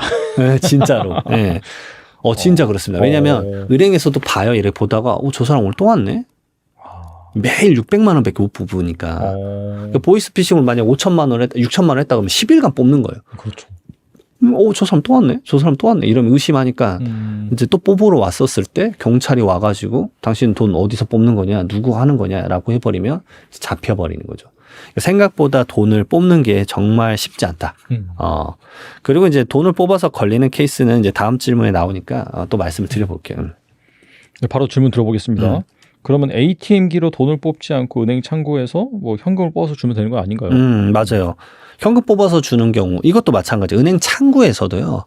이거 전부 다 이제 오히려 FIU에 신고를 하죠. 그것 때문에 ATM에서 돈 뽑는 거니까 사실은. 그러니까 은행 창구에서 내가 큰 돈 많이 뽑은다 그러면 당연 아시겠지만 1,000만 원 이상. 그러면은 은행 직원이 당연히 물어봅니다. 이거 어디다 쓰세요? 그러면은 생활비예요 하면 생활비라고 써요. 그래서 제가 상속세 세무조사하면 계좌 내역 확인할 때 저게 진짜 생활비라고 쭉 적혀 있습니다. 그리고 너무 자주 뽑으면은 그것도 전부 다 이제 보고하게 돼 있고 사실 이거 지금 최근에 완화된 겁니다. 왜냐하면 예전에는 보이스피싱이 너무 심할 때 요즘은 이제 그 국민들 사회적 인식이 좀 보이스피싱에 되게 민감하잖아요. 그래서 뭐 그런 거 들으면 이거 피싱 아니야? 그래서 막 은행에서 오히려 이제 뭐 물어보기도 하시고 이제 말 그대로 본인의 이제 소중한 자산 지키려고 노력하는데 예전에 우리 어머님들 아버님들 막 꼴딱 속아가지고 그러셨잖아요. 그때는 어떻게 했냐면요. 지역마다 그 1,000만 이상 뽑은다 그러면 은행에서 절차가 이게 있었어요. 경찰을 무조건 불러요. 경찰이랑 이 인터뷰하고 뽑아주는 시스템도 있었어요. 근데 이게 개인정보가 너무 사생활 침해다 뭐 이런 게 있어가지고 그쪽 완화시키긴 했지만 아직도 그런 것들은 계속 있습니다. 그러니까 돈을 뽑는 것 자체가 정말 쉽지가 않다. 정말 쉽지가 않아요. 그럼 생활비라고 뽑았는데 그 자주 가면은 아버님 혹시 보이스피싱 아니냐라고 의심받고 그게 이제 괜히 이제 국세청으로 넘어갈 수도 있기 때문에 그런 것들 좀 조심하라고 말씀드립니다. 그런데 이렇게 현금 인출이 힘든 상황에서도 ATM기에서 돈을 뽑아 자녀들에게 주는 분들이 많다고 들었는데 맞아요. 이거 잡히지 않는 건가요, 이거는? 결국은 언제 잡히냐 이게 핵심 포인트인데 요즘 조사 많이 하는 제가 첫 번째 콘텐츠에서 말씀드렸듯이 요즘 진짜 많이 하는 게 이제 결국은 취득자금 소명인데 특히나 이제 뭐 신혼부부죠. 이제 신혼부부나 이제 사회초년생들 이 돈을 뽑은 거 결국 자녀 주실 거잖아요. 자녀가 이거 어디다 쓰려고 대부분 가져가나요? 결국은 본인의 이제 부동산이나 뭐 전세자금이나 이런 데 쓰는 건데 그것에 대한 증빙이 안 되니까 조사가 일어나는 거죠. 그래서 그거에 대한 조사는 결국은 자녀의 소득에 비해서 너무 큰 전세자금이나 뭐 주택 취득자금을 썼다 그러면 이거 어디서 났어? 해가지고 이제 조사하는 패턴인 건데 오히려 저는 이제 요즘 그거 말씀드리고 싶어요. 제가 항상 좀 업그레이드 된 걸 말씀을 드리니까 요즘 이 가액 기준이 더 낮아졌다. 그러니까 예전에는 이런 보도자료 나오면 제가 분석을 하면 거의 한 19년도부터는 20억 이하짜리 사례가 없었어요. 20억 이상은 해야 좀 사례로 좀 발표도 좀 하고 경각심도 좀 주고 했었거든요. 그리고 그때보다 지금 주택 가격이 더 올라간 상태인데 일부 지역은 이 상태에서 최근에 나왔던 보도자료가 얼마였냐면 5월 달에 나온 건데 가장 낮은 금액 13억 8천짜리 사례가 나왔어요. 그러니까 그건 약간 그래도 이 정도는 그냥 살만하지 않나? 근데 그 금액에 대해서도 조사가 나왔어요. 근데 그 금액도 자세히 보면요. 네. 어머니의 부동산을 이제 자녀가 산 건데 13억 8천에 산 건데 네네. 문제는 팔고 어머니가 거기서 전세로 사는 조건이었어요. 그럼 전세 계약서랑 8억을 쓰면 차액만 주면 되는 거잖아요. 그러네요. 그러니까 소득 금액도 이 소명해야 되는 금액이 엄청 낮은 상태예요. 근데 그것도 이거 의심된다라고 해서 국세청에 통보를 해버리더라고요. 그래서 지금 케이스가 지금 2025년도 지금 6월달 시점에서는 가액이 낮은 것도 조사를 하고 있다. 그게 왜냐하면 최근에 나왔던 3.19 부동산 대책 때문에 더 많은 것들에 대한 거래를 조사하고 있다라는 점이에요. 그래서 지금 주택 취득하시는 분들은 요즘 거의 다 조사가 나올 수 있기 때문에 이것 꼭 명심하셔라. 특히나 가족 간의 거래, 이게 돈 거래든 부동산 거래든 누구나 다 지금 지켜보고 있다라는 관점 꼭 잊지 않으셔라라고 말씀드립니다. 항상 이게 보면은 자산을 취득할 때 그때 이제 역으로 타고 들어가가지고 이제 돈을 뽑아서 주는 그런 부분이 문제가 되는 거네요. 맞습니다. 그래서 요즘 업그레이드로 나온 게 뭐냐면 이제 예전에도 사실 많이 했었었는데 이게 직접 받으니까 이제 꺼림칙한 거예요. 그래서 이번에 케이스가 뭐가 있었냐면 배우자 법인으로부터 2억 빌리고 아버지 법인으로부터 3억 빌리고 네네. 엄마 법인으로부터 2억 빌렸어요. 그래서 그걸로 부동산을 샀는데 이거 내가 봤을 때 이거 제대로 된 회계 처리 안 됐는데 이거 말도 안 돼라고 조사해가지고 이제 국세청에 통보하겠다. 그러니까 법인격체로 이용을 하더라도 그것도 살펴보고 있다. 그러니까 응용을 막 많이 하시려고 하는데 그런 부분들에 대해서도 사실 좀 많이 지켜보고 있다. 그러니까 법인을 뭐 통하게 하면은 바로 안 들키지 않느냐 뭐 이런 얘기들 하시는데 그 사실 조금만 클릭해서 좀 상태 보면 주주 구성이나 대표자가 누군지 확인한 다음에 그게 결국 가족이면 아예 연결해가지고 다 볼 수 있다. 그리고 매출 누락이나 이런 것도 많이 봐요. 그러니까 당신이 소득 번 것에 대해서 매출을 누락해서 그걸로 부동산 취득 자금을 썼네. 증여받은 게 아니면 당신 매출 누락한 거네. 현금 매출 쫙 뒤져봤더니 이제 매출 추징 나가고 이런 경우도 꽤 있습니다. 근데 법인으로부터 대여를 받아서 샀다. 근데 예를 들어서 그런 뭐 차용증 그런 것만 잘 쓰면 문제 맞아요. 되지 않나요? 이 케이스가 그 회계 처리 자체를 가려버린 거예요. 회계 처리 자체 안 했다 그러면? 그러니까 약간 가렸습니다. 막 빌린 것도 아니고 이 정도 금액은 안 걸려요라고 해서 회계 처리 자체를 대충 한 것 같아요. 그래서 법인에서 대여금이 아니라 그러니까. 올바른 회계 처리를 안 해서 그것에 대해서 이제 추징을 하겠습니다라고 조사가 나온 게 있어요. 근데 이렇게 보시면 안 돼요. 지금 말했던 2억, 3억, 2억 가지고 무슨 이런 조사냐라고 할 수 있어요. 금액이 크지도 않는데 핵심은 뭐냐면 이분이 그 돈으로 45억짜리를 샀어요. 그러니까 조사는 결국 45억짜리를 타고 가서 그걸 보기 때문에 그 법인 세무사님은 2억짜리만 질문받아서 2억 정도는 괜찮아요 라고 할 수 있죠. 근데 이제 저 같은 경우는 딱 물음을 주는 순간 뭐 하는 데 쓰시게요? 해서 주택 살려고요. 얼마짜리세요? 바로 물어보거든요. 45억짜리요. 장난치지 마세요. 그러면 안 돼요. 그러면 이거 명확하게 하셔야 된다. 그럼 법인에 대한 세무조사도 나올 거다. 제가 봤을 때 이거 법인에 대한 세무조사도 나올 수도 있어요. 그렇겠네요. 여기 매출 누락한 거 아니냐. 어떻게 돈을 줄 수 있었냐. 왜 회계 처리 안 했냐. 그동안에 빌린 금액 얼마냐. 그동안에 이자 처리 안 한 거냐. 막 이런 것들 다 따질 거거든요. 그러니까 이런 것들 생각보다 좀 촘촘하다라는 거 말씀 꼭 드립니다. 그리고 엄카차스라는 말이 있잖아요. 네. 경제적으로 독립을 못한 자녀를 지원해주고 싶어서 자신의 신용카드를 주는 부모님들도 많은데 이거는 괜찮은 건가요? 요것도 제가 이제 그 강의 가면 많이 이제 듣는 것 중에 하나인데 질문으로 이제 방금 말했던 ATM이나 현금 인출은 이제 너무 많이 들으셨어요. 이제 알고 계신 거죠. 이제 이거 좀 위험해 안 돼. 그러면 내 거 카드를 주자. 이를 생각을 하시는 거죠. 제 거 이제 컨텐츠 이제 제 채널에서도 이게 조회수가 잘 나왔는데 이게 생각보다 역시 관심이 많구나. 역시 응용이 필요하구나라고 생각이 들었어요. 근데 저는 이걸 이제 두 가지로 먼저 나눕니다. 그 엄카 찬스를 쓰는 자녀가 돈을 벌고 있냐 아니냐로. 먼저 소득을 아직 안 벌고 있으면 엄마 카드 쓸 수 있습니다. 왜냐? 피부양자 생활비인 거예요. 내가 대학교 다니는데 엄마 카드로 이제 식비 좀 사 먹고 필요하면 이제 뭐 예를 들어서 대학 교재 사고 뭐 필요한 거 살 수 있잖아요. 그 정도는 당연히 생활비니까 부양 의무니까 오케이. 근데 여기서 이제 미스가 뭐냐면 그러면 이정우 세무사 오케이 했으니까 다 되네 이게 아니라 이러면 안 돼요. 그걸로 이제 자녀가 이제 갑자기 명품 뭔가를 삽니다. 그리고 그거를 이제 당근에 팔아요. 그래서 현금화 시키는 거죠. 아, 네네. 네, 그런 행위는 누가 봐도 자산 형성이잖아요. 엄마의 카드를 악용한 케이스죠. 네네. 이런 악용 케이스가 있어서 이런 것까지 이제 현미경처럼 볼 수도 있다라는 걸 말씀을 드리는 거예요. 그러니까 돈을 안 벌고 있으면 이 정도 케이스로 알아두시면 될 것 같고요. 두 번째는 이제 거의 100% 이제 추징이 될 수밖에 없는 조건이죠. 왜냐하면 내가 경제적 활동을 하고 있다라고 하면은 부모님한테 이걸 받으면 안 되죠. 사실상 징의 이슈가 되는데. 근데 큰 금액을 안 쓰면 이걸 바로 다 잡아내기에는 사실 세무 공무원분들이 그래 한가하지 않아요. 일이 넘쳐납니다. 근데 이제 이게 결국은 언제 이제 이슈가 되느냐. 상속 때 이슈가 나요. 예, 상속이 일어나면 10년치 계좌 내역을 전부 다 확인을 하니까 그때는 이제 이 계좌 내역이 쭉 나오게 되는 거죠. 카드 사용량도 알게 될 거고. 그러면 그때도 이제 두 가지 케이스로 나눠져요. 첫 번째로는 어머님이랑 나랑 거주 지역이 비슷했는가.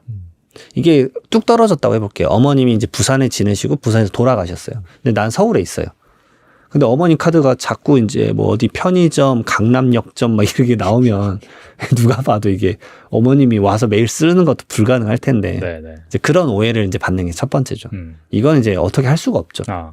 근데 두 번째로는 어머니랑 나랑 같은 아파트 단지 내에 산다. 그러면 뭐 괜찮을 수도 있는데 사용 내역을 딱 보는 거예요. 근데 이제 진짜 이런 경우 많았어요. 뭐뭐 당구장. 왜냐하면 부모님들이 대부분 돌아가시기 전에 결국은 이제 중환자실이랑 와병 생활을 좀 하시거든요. 급작스럽게 돌아가는 경우 아니면. 근데 이제 어머님이 병원에 계셨던 것 같은데 뭐 카레 전문점, 뭐 필라테스 뭐 이런 거 나오면 PC방 나오고 이러면은 그건 좀 힘들고. 좀 더 나아가면 이제 손주까지 쓰거든요. 손주 태권도장 비용 나오고 네네. 막 게임 머니 산 거 나오고 하면은 이건 좀 힘들겠는데요. 라고 이제 말씀을 드릴 수밖에 없습니다. 그 디테일이 있다. 그런 것들을 이제 알고서 좀 쓰셔라 라고 말씀드립니다.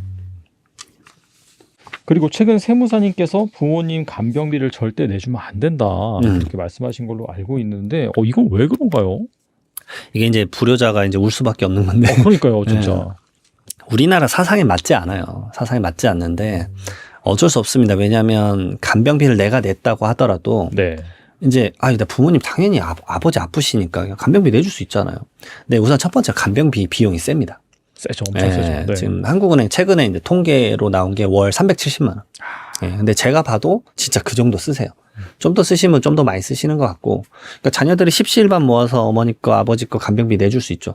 간병비만 내지 않아요. 사실 간병인에 대한 비용 지불이 그 정도인 거고, 그 외적으로 사실은 의료용품이나 의료 소모품 많이 사고, 좀 지나면 이제 이걸로 죽도 좀 사서 드세요 뭐 이런 것들 하거든요. 건강기능식품도 사고, 그럼 비용이 더 많이 나갈 수밖에 없거든요.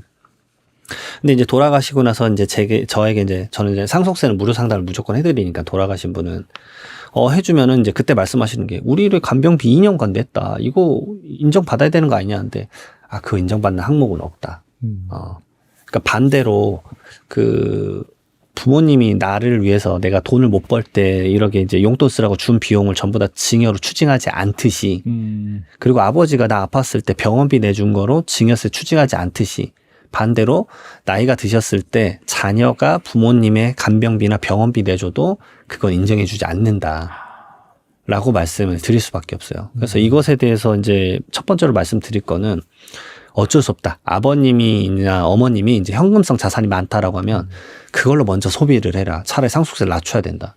근데 그게 감정적으로 쉽지가 않아요. 그건 너무 기계적이고 사실 의상할 수도 있고. 그리고 아빠가 내야 되는데 그래야 상속세 줄어드는데 그러면 아버지가 마음의 상처가 엄청 심해요. 내가 죽을 거지 이미 너희들은 대비하고 있구나. 그러니까 아버지가 괜찮아 나 어차피 뭐 얼마 있다 뭐 가겠지 하는데도 그 죽음을 앞두신 분들이랑 저도 대화를 많이 하니까 그 마음은 정말 가슴이 뻥 뚫리신 것 같다 그러더라고요. 막 허하다고. 야, 이게 무슨 자녀한테 막판에 이렇게 이제 돌봄도 못 받는 느낌 같다. 내가 내 돈으로 내가 그동안에 뭐 하면서 살았나. 막 이런 생각 진짜 드신다고 하더라고요. 그러면 저도 약간 울컥해요, 사실은. 이게 좀 제도적으로 어떻게 보완할 수 있는 방법이 없을까라는 생각도 진짜 들더라고요. 그래서 두 번째로 제가 말씀드리는 게 근데 부모님이 예를 들어서 진짜 내 자력으로 하겠다라고 하는 경우도 있을 수 있어요. 그러면은 오히려 제가 뭐 말씀드릴 거는 진짜 왜냐하면 부모 자식 간의 차용증이라는 게 있잖아요.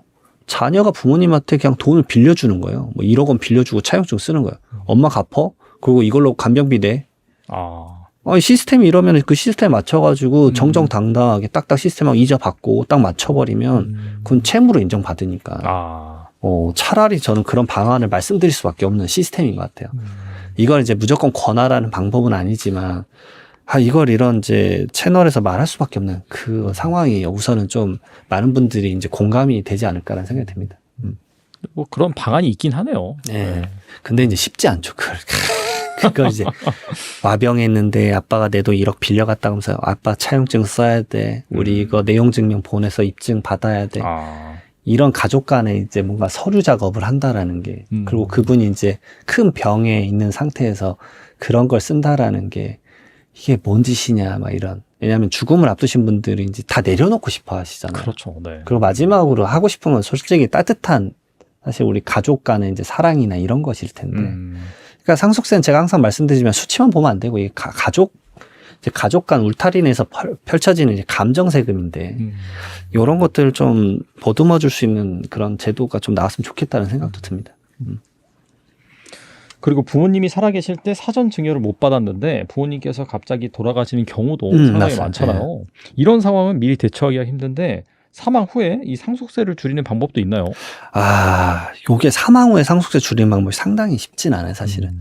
결국은 이제 저는 그 말씀 드려요. 이제 치매 같은 경우도 약을 먹으면 오랫동안 이렇게 지속성을 늦출 수 있으니까. 네네. 제가 두 가지를 습관을 좀 많이 말씀드려요. 첫 번째로는 이제 갑자기 돌아가시는 경우가 좀 의학적으로 의사분들이 저보다 더 당연히 잘 알겠지만 보니까 그 대부분의 급작스러운 사건이 요즘 확실히 많이 없는 것 같아요. 그러니까 항상 죽음을 미룰 수 있도록 건강관리나 건강습관을 저는 상담할 때 진짜 많이 말씀드려요. 그게 왜 필요하냐면 부모님이 돌아가시 직전에 이제 자녀들한테 이제 좀 자녀들도 좀 주고 손주도 좀 줘야지라고 해서 증여를 하세요. 그럼 제가 그때 말씀드려요. 부모님 건강하게 10년 사셔야 돼요. 왜냐? 10년 지나야 이 증여한 게 상속재산에 포함이 안 되니까요. 진심으로 말씀드리거든요. 건강하게 사셔야 돼. 건강습관 지켜야 된다. 그래서 자녀분들한테도 말씀드려요. 빨리 보양식 해드리고 이런 것들 세팅해드려라. 왜냐? 건강하셔야 된다. 그래야 우선 세금을 줄인다. 건강히 세금을 줄이는 것은 가장 1번이란 걸 몰라요. 왜냐하면 시간이 제일 중요하니까 세금은. 10년 내에 증여한 거 전부 다 포함돼 버리니까. 그 다음에 두 번째로 말하는 건 상속 증여세에 맞는 금융 습관을 아까 말씀드렸던 그런 간병비용. 돌아가시 직전이니까 아무 생각 없이 그냥 자녀에게 해줄 수도 있지만 오늘 이거 얘기 들으셨잖아요. 그러면은 고민이라도 해볼 수 있는 말 그대로 선택지가 두 개인 거잖아요. 그냥 기존처럼 계속 할 것이냐 아니면은 이런 시스템이 있네. 그럼 이렇게 해볼까?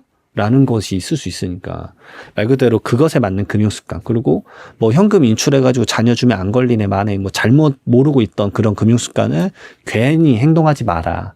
그런 것들을 미리미리 살아생전에 좀 체크했으면 좋겠다. 그 말씀 꼭 드려요. 요즘 똑똑하신 분들이 이런 것도 해요. 결국은 이 부부 중에서 한 분이 아프잖아요. 그럼 한 분이 결국은 이 케어를 하거든요. 그렇죠. 네. 어쩔 수 없어요. 케어를 하는데 그러면은 이분이 요양보호사를 따요. 그리고 이분이 센터에 등록을 하고 자기 배우자를 케어하면서 수입을 받는 거예요. 그걸로 케어를 해주는 거예요. 그러니까 말 그대로 내부적으로 자체적으로 누구보다 가장 잘 케어할 수 있는 건 가족이거든요. 그런 시스템을 도입을 하는 것도 고민을 해봐라. 그래서 외부 간병인 안 쓰신 분도 있어요. 그럼 제가 이런 말도 해요. 어머님이 그냥 간병비 받아라. 어머님이라고 간병했는데 그 간병비를 가족이라고 안 받는 게 당연하다라고 생각하지 마라. 왜냐하면 아버님이 상속재산을 낮춰야 되니까. 그럼 어머님은 종합소득세 내면 된다. 이런 것들도 있는데 그러니까 제도를 다양하게 생각을 해보고 우리 가족에 맞는 상황을 세팅하는 게 좋다.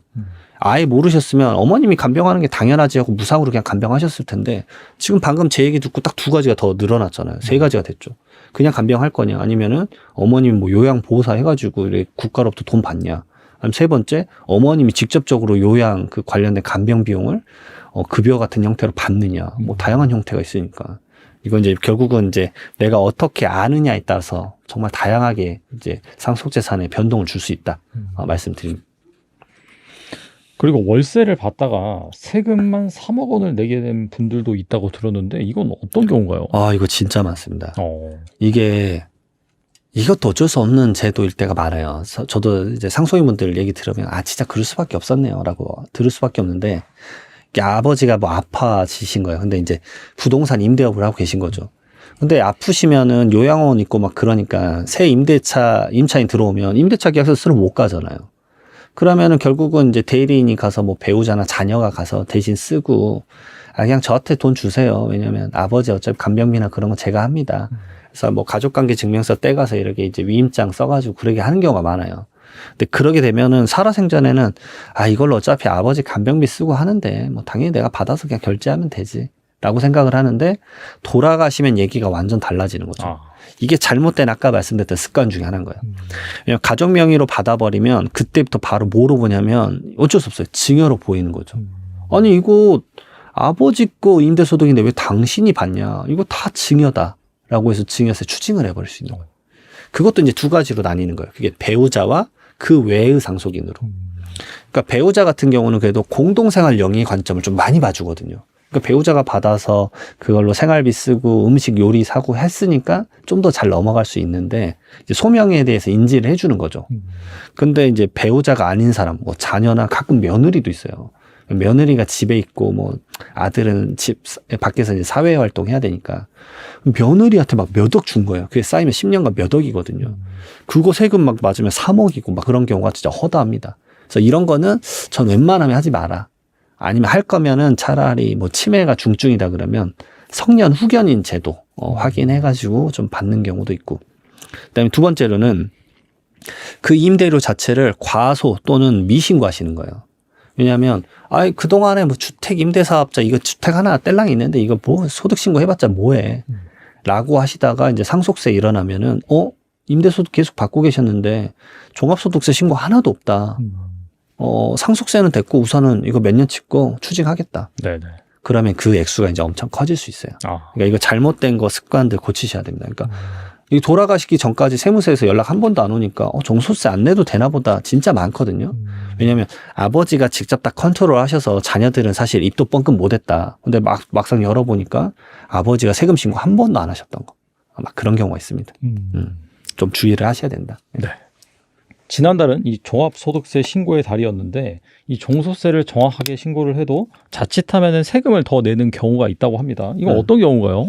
우선은 이제 종소세 신고 기간 때 말씀드리는 게 있고 이렇게 이제 끝나고 나서 좀 이제 좀 돌이켜 보면서 좀 말씀드리고 싶은 게 몇 가지가 있어요. 첫 번째로는 이 8월부터는 이제 세무조사에 AI가 도입됩니다. 네. 이거 되게 약간 섬뜩한데요. 네, 국세청이 이미 법인세는 도입했어요. 그리고 개인까지 이제 8월에 도입하겠다. 근데 이 기술력이 아시잖아요. 아주 빨라요. 아주 빠릅니다. 소름 돋을 정도로 빠르지 않습니까? 저도 챗 GPT도 쓰고 다 하는데 야, 뭐 이거 내일 금방 이제 망하겠구나 나는 그 생각 진짜 많이 하고 있고. 이게 근데 국세청에서도 도입을 하니까 말 그대로 경비 뭐 과도하게 하신 분들이 있을 거예요. 그런 분들 조심하셔야 된다. 왜냐면은 AI 도입되고 나서 몇 년 전 거를 이제 볼 수도 있잖아요. 그렇죠. 왜냐하면 세무조사라는 건 바로 올해 24년도 거 신고를 25년에 했다 그래서 바로 조사를 하는 케이스가 아니에요. 대부분 한 4, 5년 전 거를 조사하는 시점이 많아요. 그러니까 2025년도면 지금 뭐 2020년도나 2021년 아니면 22년도 거 세무조사 할 거예요. 항상 3년에서 5년 텀이 있거든요. 그러면은 AI 도입되고 야 이제 21년도 한번 돌려볼까? 돌렸는데 이거 봐라. 그리고 이제 사람이 그걸 조사하는 게 아니라 AI가 돌리면 속된 말로 그거를 이제 막 이게 선별하거나 그걸 할 수가 없을 수 있겠죠. 그러니까 이제 이런 기준점이 있는데 왜 이렇게 잡았지? 라고 첫 번째는 의아하겠지만 AI가 잡았으니까 우선 자료가 추출될 거고 거기서 결국 다시 선별해가지고 세무조사할 건데 그 촘촘함이 좀 달라질 것 같아요. 훨씬 더 견고해진다고 볼 수 있을까요? 제가 봤을 때는 견고해질 것 같고 처음에야 분명히 이런 말 할 겁니다. AI 시스템 나오면 항상 그러잖아요. 한 2, 3년 동안에는 야 그래도 인간 못 따라간다. 매번 그랬지 않습니까? 근데 요즘 그런 말 하시는 분들 많이 없어진 것 같아요. 제가 최근에 자주 보고 있는 유튜브 채널이 있는데 거기는 AI로 영상 만들어가지고 목소리만 입혀가지고 하시더라고요. 그러니까 그 영상 자체도 이제 워낙 그 불쾌한 골짜기를 벗어난 것 같아요. 솔직히 말하면. 그러니까 자연스러우니까 사람들이 구독도 많이 하고 그런 것 같더라고요. 그러면서 이것도 한 몇 년 지나면 이제 몇 년? 1년? 6개월? 막 그런 생각이 진짜 들더라고요. 그래서 이런 것들이 점점 날로 진화하니까 사업하면서 매년 똑같이 벌면 내년에도 이 정도 세금 내겠지 이런 생각했다가 그런 것들이 리스크로 점점 알려주는 항목들이 많이 늘어난다라는 거. 그러니까 신고할 때 안내사항들 이런 것들 유념해라라고 말씀을 첫 번째로 드려요.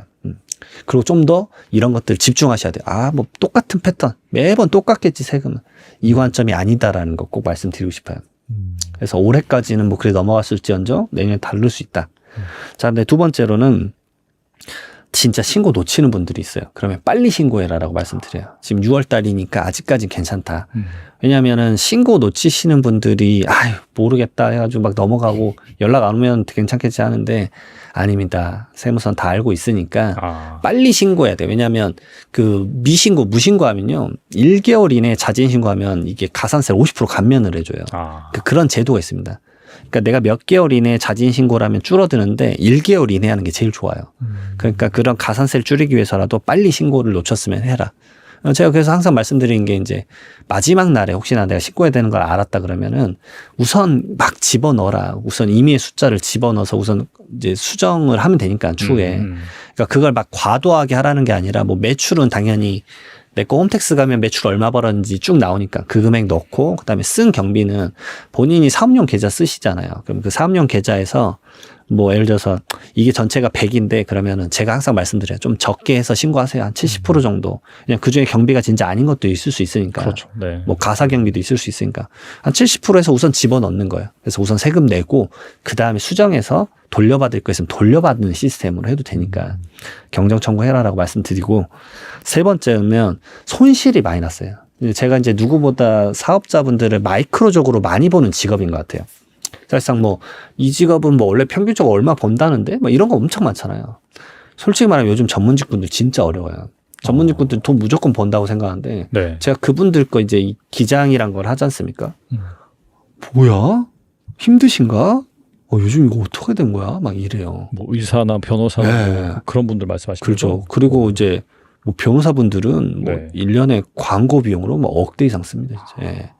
근데 그런 거 보면 이제 그 변호사님, 우리 아시잖아요, 세무사님. 그분이랑 대화가 되죠. 왜냐면 제가 그분의 매출 매입을 다 알고 있으니까. 근데 그 변호사님이 이제 다른 데 가서 그 말하면 거짓말 하지 마라. 변호사 아무리 힘들어도 내가 너 걱정은 안 한다 막 이러는데 자, 걱정해줘야 돼요. 약간 그런 분들도 많아요. 근데 진짜로 손실난 분들이 올해 많더라고요. 24년이 좀 힘들었었어요.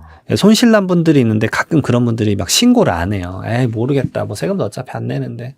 이렇게 생각하시는데 이게 다시 또 호경기가 될 수도 있고 자업이 잘 될 수도 있으니까 그러면 손실 나더라도 그 세금 신고를 좀 꼼꼼하게 하셔라. 왜냐면 그 손실은 앞으로 15년간 내가 이익이 났었을 때 내 이익을 차감하는 걸로 쓸 수가 있으니까 그렇죠. 네. 제발 기장 좀 잘 해라라고 말씀드리고 싶습니다. 말씀 들어보니까 이 AI 막 도입되고 막 이렇게 되면은 그 세무사님들이 많이 바빠지겠네요. 왜냐면은 그 의뢰인들 세금 신고라든지 그런 것들을 세무사님들이 많이 해주시니까. 저는 오히려 한편으로 이런 생각도 들어요. 세무사를 찾을 필요도 없을 수도 있겠다. 왜요? AI 프로그램이 잘 나오겠죠. 그러면은 프로그램을 개인들이 사서 내가 그냥 신고하겠다라고 하시는 분들도 많이 생길 거예요. 사실 미국이 그런 시스템을 알고 있어요. 프로그램을 비싸게 팔아요. 세금 프로그램. 세금 신고 프로그램을. 그래서 내가 신고를 하겠다. 근데 이제 문제는 그걸 신고하기 위해서 배워야 되는 지식이 있는데 그 지식의 이제 문턱을 스레드 효과를 과연 어디까지 이제 납세자들이 이제 허용하고 이제 넘어갈 수 있을 것이냐. 그 차이가 좀 있을 것 같아요. 물론 이제 영세업자들 대상으로입니다. 왜냐하면 일정 금액 이상이면 무조건 세무사의 확인이 필요한 신고서를 접수하게 되어 있어요. 안 그러면은 당신 거 못 믿어주겠다. 왜냐면 당신이 매출 매입 조작해가지고 세금 신고 적게 하는 것도 있는데요. 왜 세무사의 확인이 무조건 필요하냐면 은행의 대출 때문에 그래요. 은행에서 세무사가 그래도 성실하게 한 그 세무의 손익계산서랑 재무상태표를 믿어주는 거거든요. 네네. 근데 대출할 때 당신이 만든 걸 내가 믿으라고? 당신이 지금 분식회계를 했는지 안 했는지 내가 어떻게 알아? 라고 하는 경우도 있어요. 이게 제도적으로 진짜 좀 맞물려 있긴 합니다. 그리고 이번에 이제 코인 관련 좀 여쭤보고 싶은데 이번에 코인생과 관련된 서적을 출간하셨다고 들었어요. 네네. 근데 이 책을 쓰게 된 계기가 있으시다고요? 네, 정말 이게 이제 원고 작업은 사실 제가 1월에 끝났었습니다. 근데 이제 그때 가격이 이제 트럼프 그분께서 이제 갑자기 시장을 흐트려 나가지고 네. 그래서 이제 다시 이제 전고점 뚫을 때까지 기다렸다가 이제 5월 달에 이제 결국 출간을 했는데 쓰게 된 계기가 여러 가지가 있는데 코인 세금 어차피 세금 안 내지 않냐. 그거는 코인을 사고 팔 때만 세금이 없는 거예요, 지금. 근데 코인에 대해서는 이미 세금을 과세하고 있습니다. 그리고 제가 이제 그것에 대해서 다음에 또 몇 개 말씀을 드릴 거예요. 네. 그래서 이제 세금을 과세하고 있는데 그것에 대해서 잘 모르는 게 있고 첫 번째로. 그다음에 두 번째로는 코인으로 번 돈으로 부동산을 살 때 말 그대로 자산군의 이동이잖아요. 그러니까 저는 이제 자산가분들을 다루니까 부동산, 한국 주식, 미국 주식, 코인 다 하거든요. 이제 금액이 많진 않더라도 그 시스템을 계속 접하고 있어요. 그래서 오늘 아침에도 사실은 11만 달러 다시 돌파했거든요, 비트코인이. 그래서 1억 5천만 원 비트코인 넘었다라고 알람이 딸랑 뜨더라고요. 그래서 다시 고점이 왔네. 그러면 이제 그 시장을 계속 파악을 하면서 의뢰자분이랑 대화를 나누는 거죠. 이런 것들이 좀 필요하다라고 느꼈어요. 왜냐하면 점점 우리 생활 속에 이게 이제 들어오고 있으니까. 그 다음에 또 쓰게 된 계기 중에 하나는 많은 분들이 과세되면 그때 뭐 알아서 뭐 어떻게 되겠지 뭐 이런 관점이 많으세요. 근데 이거 관련된 기관이 대표적으로 금융위원회, 금융감독원, 국세청이에요. 여기 세 군데에서는요, 이 제도의 시스템을 계속 탄탄하고 초밀초밀하게 만들고 있어요. 근데 이게 어떤 식으로 반영될지를 생각보다 많은 분들이 모르더라고요. 그러니까 코인 관련된 뭐 이제 전문가분이나 뭐 책 쓰신 분이나 유튜버나 이런 분들 엄청 많은 거 알아요. 네. 근데 정책적으로 이거 말하는 사람 없더라고요. 그렇죠. 거의 없으신 네, 것 같아요. 네. 그러니까 저는 이제 정책적으로도 다른 시각을 좀 주는 캐릭터다라고 좀 봐주시면 될 것 같아요. 저는 금융위원회나 금융감독이나 국세청에서 코인 관련된 조사나 이런 것들이 있으면 분석하고 그걸 책에다 제일 많이 투영을 했습니다. 사실 코인 관련돼서 이미 엄청 많이 활용을 하고 있어요. 그래서 그런 제도들에 대해서 누구보다 많이 말씀드릴 수 있을 것 같아요. 그래서 이게 많은 분들이 좀 미리 익혀놨으면 좋겠다라고 생각해서 책을 좀 쓰게 됐습니다. 그리고 이제 뭐 6월에 해외 가상자산, 그러니까 네. 뭐 쉽게 말하면 해외 거래소, 뭐 바이낸스라든지 그런데 이제 투자하고 계신 한국 그런 투자자분도 많으신데 이 경우에는 또 신고를 해야 된다고요? 네, 맞습니다. 이 제도도 모르시는 분들이 엄청 많아요. 저도 사실 처음 들었어요. 네. 네네. 왜냐하면 해외 금융계좌는 거주자랑 내국법인, 말 그대로 내가 국적 안 따지고요. 내가 한국에서 경제적 활동하고 있으면 내가 해외, 한국 기준에서 해외에 5억 원 이상, 매월 말일자 기준으로 5억 원 이상의 금액이 하루 한 번이라도 있었으면 그 계좌를 신고를 해야 돼요. 그 신고를 하는 게 6월 1일부터 6월 30일까지요. 지금 이거 영상 보시면서 처음 하신 분들 솔직히 말하면 많을 거예요. 그리고 코인은 이게 완전 거의 아는 사람이 제로예요, 제로. 왜 그러냐면 이 제도 생긴 게 코인은 23년 6월부터 생겼어요. 그러니까 23년 6월에 첫 번째, 그다음 24년 6월에 두 번째. 두 번째 때 신고하신 분들이 거의 없어요. 왜냐? 제도를 몰라요. 제가 영상 찍어도 조회수가 안 나와요. 아무도 몰라. 근데 제가 봤을 때 올해는 신고한 사람들이 많아질 것 같은 거예요. 왜냐? 24년 하반기에 코인 가격이 많이 올라갔죠. 네네. 거의 다 회복을 했지 않습니까? 그러면 내가 기존에 갖고 있었던 건 3억 원이었는데 이게 회복을 해서 5억 원이 됐다. 내가 신고 대상인지 모르는 거예요. 근데 신고 대상의 기점이 그거예요. 매월 말일자에 내가 갖고 있던 코인이나 다른 주식이나 다른 현금성 계좌나 결국은 해외에 있는 것들을 모두 다 합쳤을 때 5억 원이 넘으면 신고해야 돼요. 해외 가상자산만 포함하는 게 아니에요. 그런데 그 금액을 계산해 본 적이 아무도 없을 거예요. 그러니까 제가 이거 업무 수임을 받으면 1월, 2월, 3월, 4월, 5월, 6월, 7월, 8월, 12월까지 월말 기준을 다 계산해 봐야 돼요. 그리고 그때마다 뭐를 하냐면 그 코인의 그 당시 시점에 기준 가격 찾고 그다음에 원화로 환산했을 때 달러 기준 환율 얼마인지 따져가지고 계산을 다 해봐야 돼요. 그래서 이것에 대한 계산이 생각보다 어려운데 이걸 많이 놓치시는데 이게 무서운 제도가 뭐냐면 과태료가 10%입니다.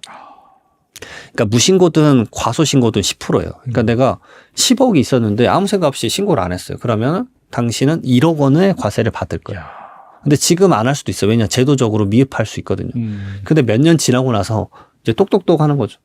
그때 25년도에 신고 안 하셨던데 내세요. 그러니까 그게 뭐예요? 이래 버리는 경우가 많을 것 같아요. 그러니까 제도에 대한 이해가 왜 없냐면 코인 하시는 분들은 세금을 경험한 적이 단 한 번도 없는 분들이 많아요. 왜냐하면 코인은 양도하거나 이제 이게 교환하거나 할 때 세금을 27년 1월 1일부터 과세니까 취득할 때 세금 안 내, 팔 때 세금 안 내. 코인은 무조건 청정지역이구나라고 생각을 하는 거예요. 그래서 이제 이슈 생기는 게 방금 말씀드렸던 이런 해외 가상자산 계좌 신고나 아니면 두 번째로는 상속과 증여. 이 두 가지 사건일 때는 코인이 세금이 매겨지는데 그걸 모르시는 경우가 진짜 많습니다. 확실히 좀 잘 알 필요가 있고 그런 관점에서 책도 한번 꼭 구매해서 보시면 좋을 것 같다는 생각이 들고요. 또 최근 이 가상자산 소식 중에서 눈여겨봐야 할 소식이 있다고 들었는데 무엇인지 앞으로 주의할 점 있을까요? 우선은 두 가지 정도 좀 말씀드려보면 코인의 유저가 엄청 늘었다라는 점. 지금 한 970만 명 정도 됩니다. 이야, 거의 1000만 명이네요. 네, 엄청 늘었어요. 그리고 가입 기준도 엄청 높아졌기 때문에 그것에 대해서 제가 봤을 때는 생각보다 당신들 제대로 처리하고 있는지 이런 것들에 대한 제도적인 거 진짜 많이 파악하려고 하고 있습니다. 그거를 대표적으로 여러분들을 건드리지 않아요. 누굴 건드리냐? 가상자산 사업자. 우리가 흔히 알고 있는 업비트, 빗썸, 거래소들. 네, 네. 여기에 대한 시스템 도입하라고 빨리 할 거예요. 그래서 2년 안에 도입만 되면 과세 바로 할 겁니다. 근데 우리나라가 세금에 대해서 안 내고 있는 게 지금 그나마 다행인 거예요. 왜냐하면 전 세계적으로 거의 다 과세하고 있어요. 예, 미국도 과세하고 있고 미국 오히려 1년 이상 갖고 있으면 장기 투자 자산이라고 해서 0% 비과세되는 그 폭이 상당히 넓어요. 한 6천만 원까지 세금 안 내거든요. 네네. 그러니까 그런 제도들에 대해서 여러분들도 목소리를 좀 내야 된다. 왜냐하면 27년부터 과세가 되는데 코인은 기본 공제가 우리나라는 250만 원밖에 안 돼요. 아, 그냥 장외 주식이랑 똑같네요. 그냥. 그죠? 그러면 내가 250만 이득 벌면은 그 이상 부분에 대해서 세금을 22% 다 내야 되는 거예요. 그러니까 목소리를 지금부터 내야 되지 않을까라는 생각이 진짜 들어요. 그러니까 그런 것들을 좀 인지하시고 내가 그냥 마냥 지금 세금 안 내니까 뭐 이렇게 넘어갈 게 아니라 시스템이 어떻게 돌아가고 있구나 이런 공부를 좀 하셔라. 그리고 이미 1000만 명이나 돼요. 저는 이거를 누구들한테 말하냐면 사업하시는 분들한테. 이걸 이제 슬슬 사업적 아이템으로 받아야 된다. 이게 두 번째 주제로 넘어가는데 법인 계좌가 이제 풀릴 거예요. 코인이. 아, 그렇죠. 네. 예. 첫 번째로 풀린 게 지금 검찰, 경찰, 그다음에 국세청 풀렸어요. 왜냐? 여기다 매도밖에 못 해요. 그렇죠. 압류한 같은 거 팔아라. 이게 가능해졌고요. 그 다음에 단계로 풀리는 게 뭐 상장 주식, 아니 상장 회사, 네, 상장 회사 뭐 대기업이나 이런 데일 건데, 근데 아마 이제 코인이라는 시스템이 탈중앙화니까 바로 도입은 못 할 것 같은데, 뭐 이럴 수도 있겠죠. 뭐 당신이 어떤 뭐 건설사이면 아파트를 사는데 3코인 주세요. 뭐 이래서 거래가 될 수도 있는 거고, 왜냐하면 거래가 가능하니까. 근데 아마 그게 쉽지는 않을 건데. 한편으로는 그것도 가능하다는 거죠. 법인이 본인의 유보금을 투자로 관점으로 코인을 살 수도 있겠구나. 그게 유명한 법인이 이미 많잖아요. 미국 같은 미국에서 경우는. 많이 하고 있죠. 네. 마이크로 스트래티지인가요? 맞아요. 그런 MST. 회사 같이. 네. 예.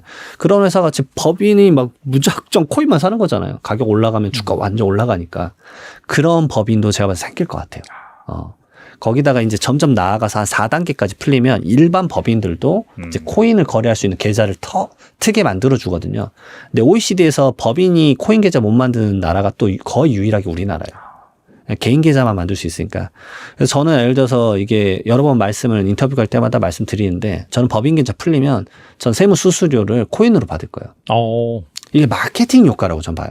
괜찮아요. 네, 그러니까 코인으로 주는 사람이 많지는 않겠죠. 근데 코인으로 주신다 그러면 오케이 주세요. 오늘 시가로 해가지고 얼마만 주십시오. 이체 받으면 오케이.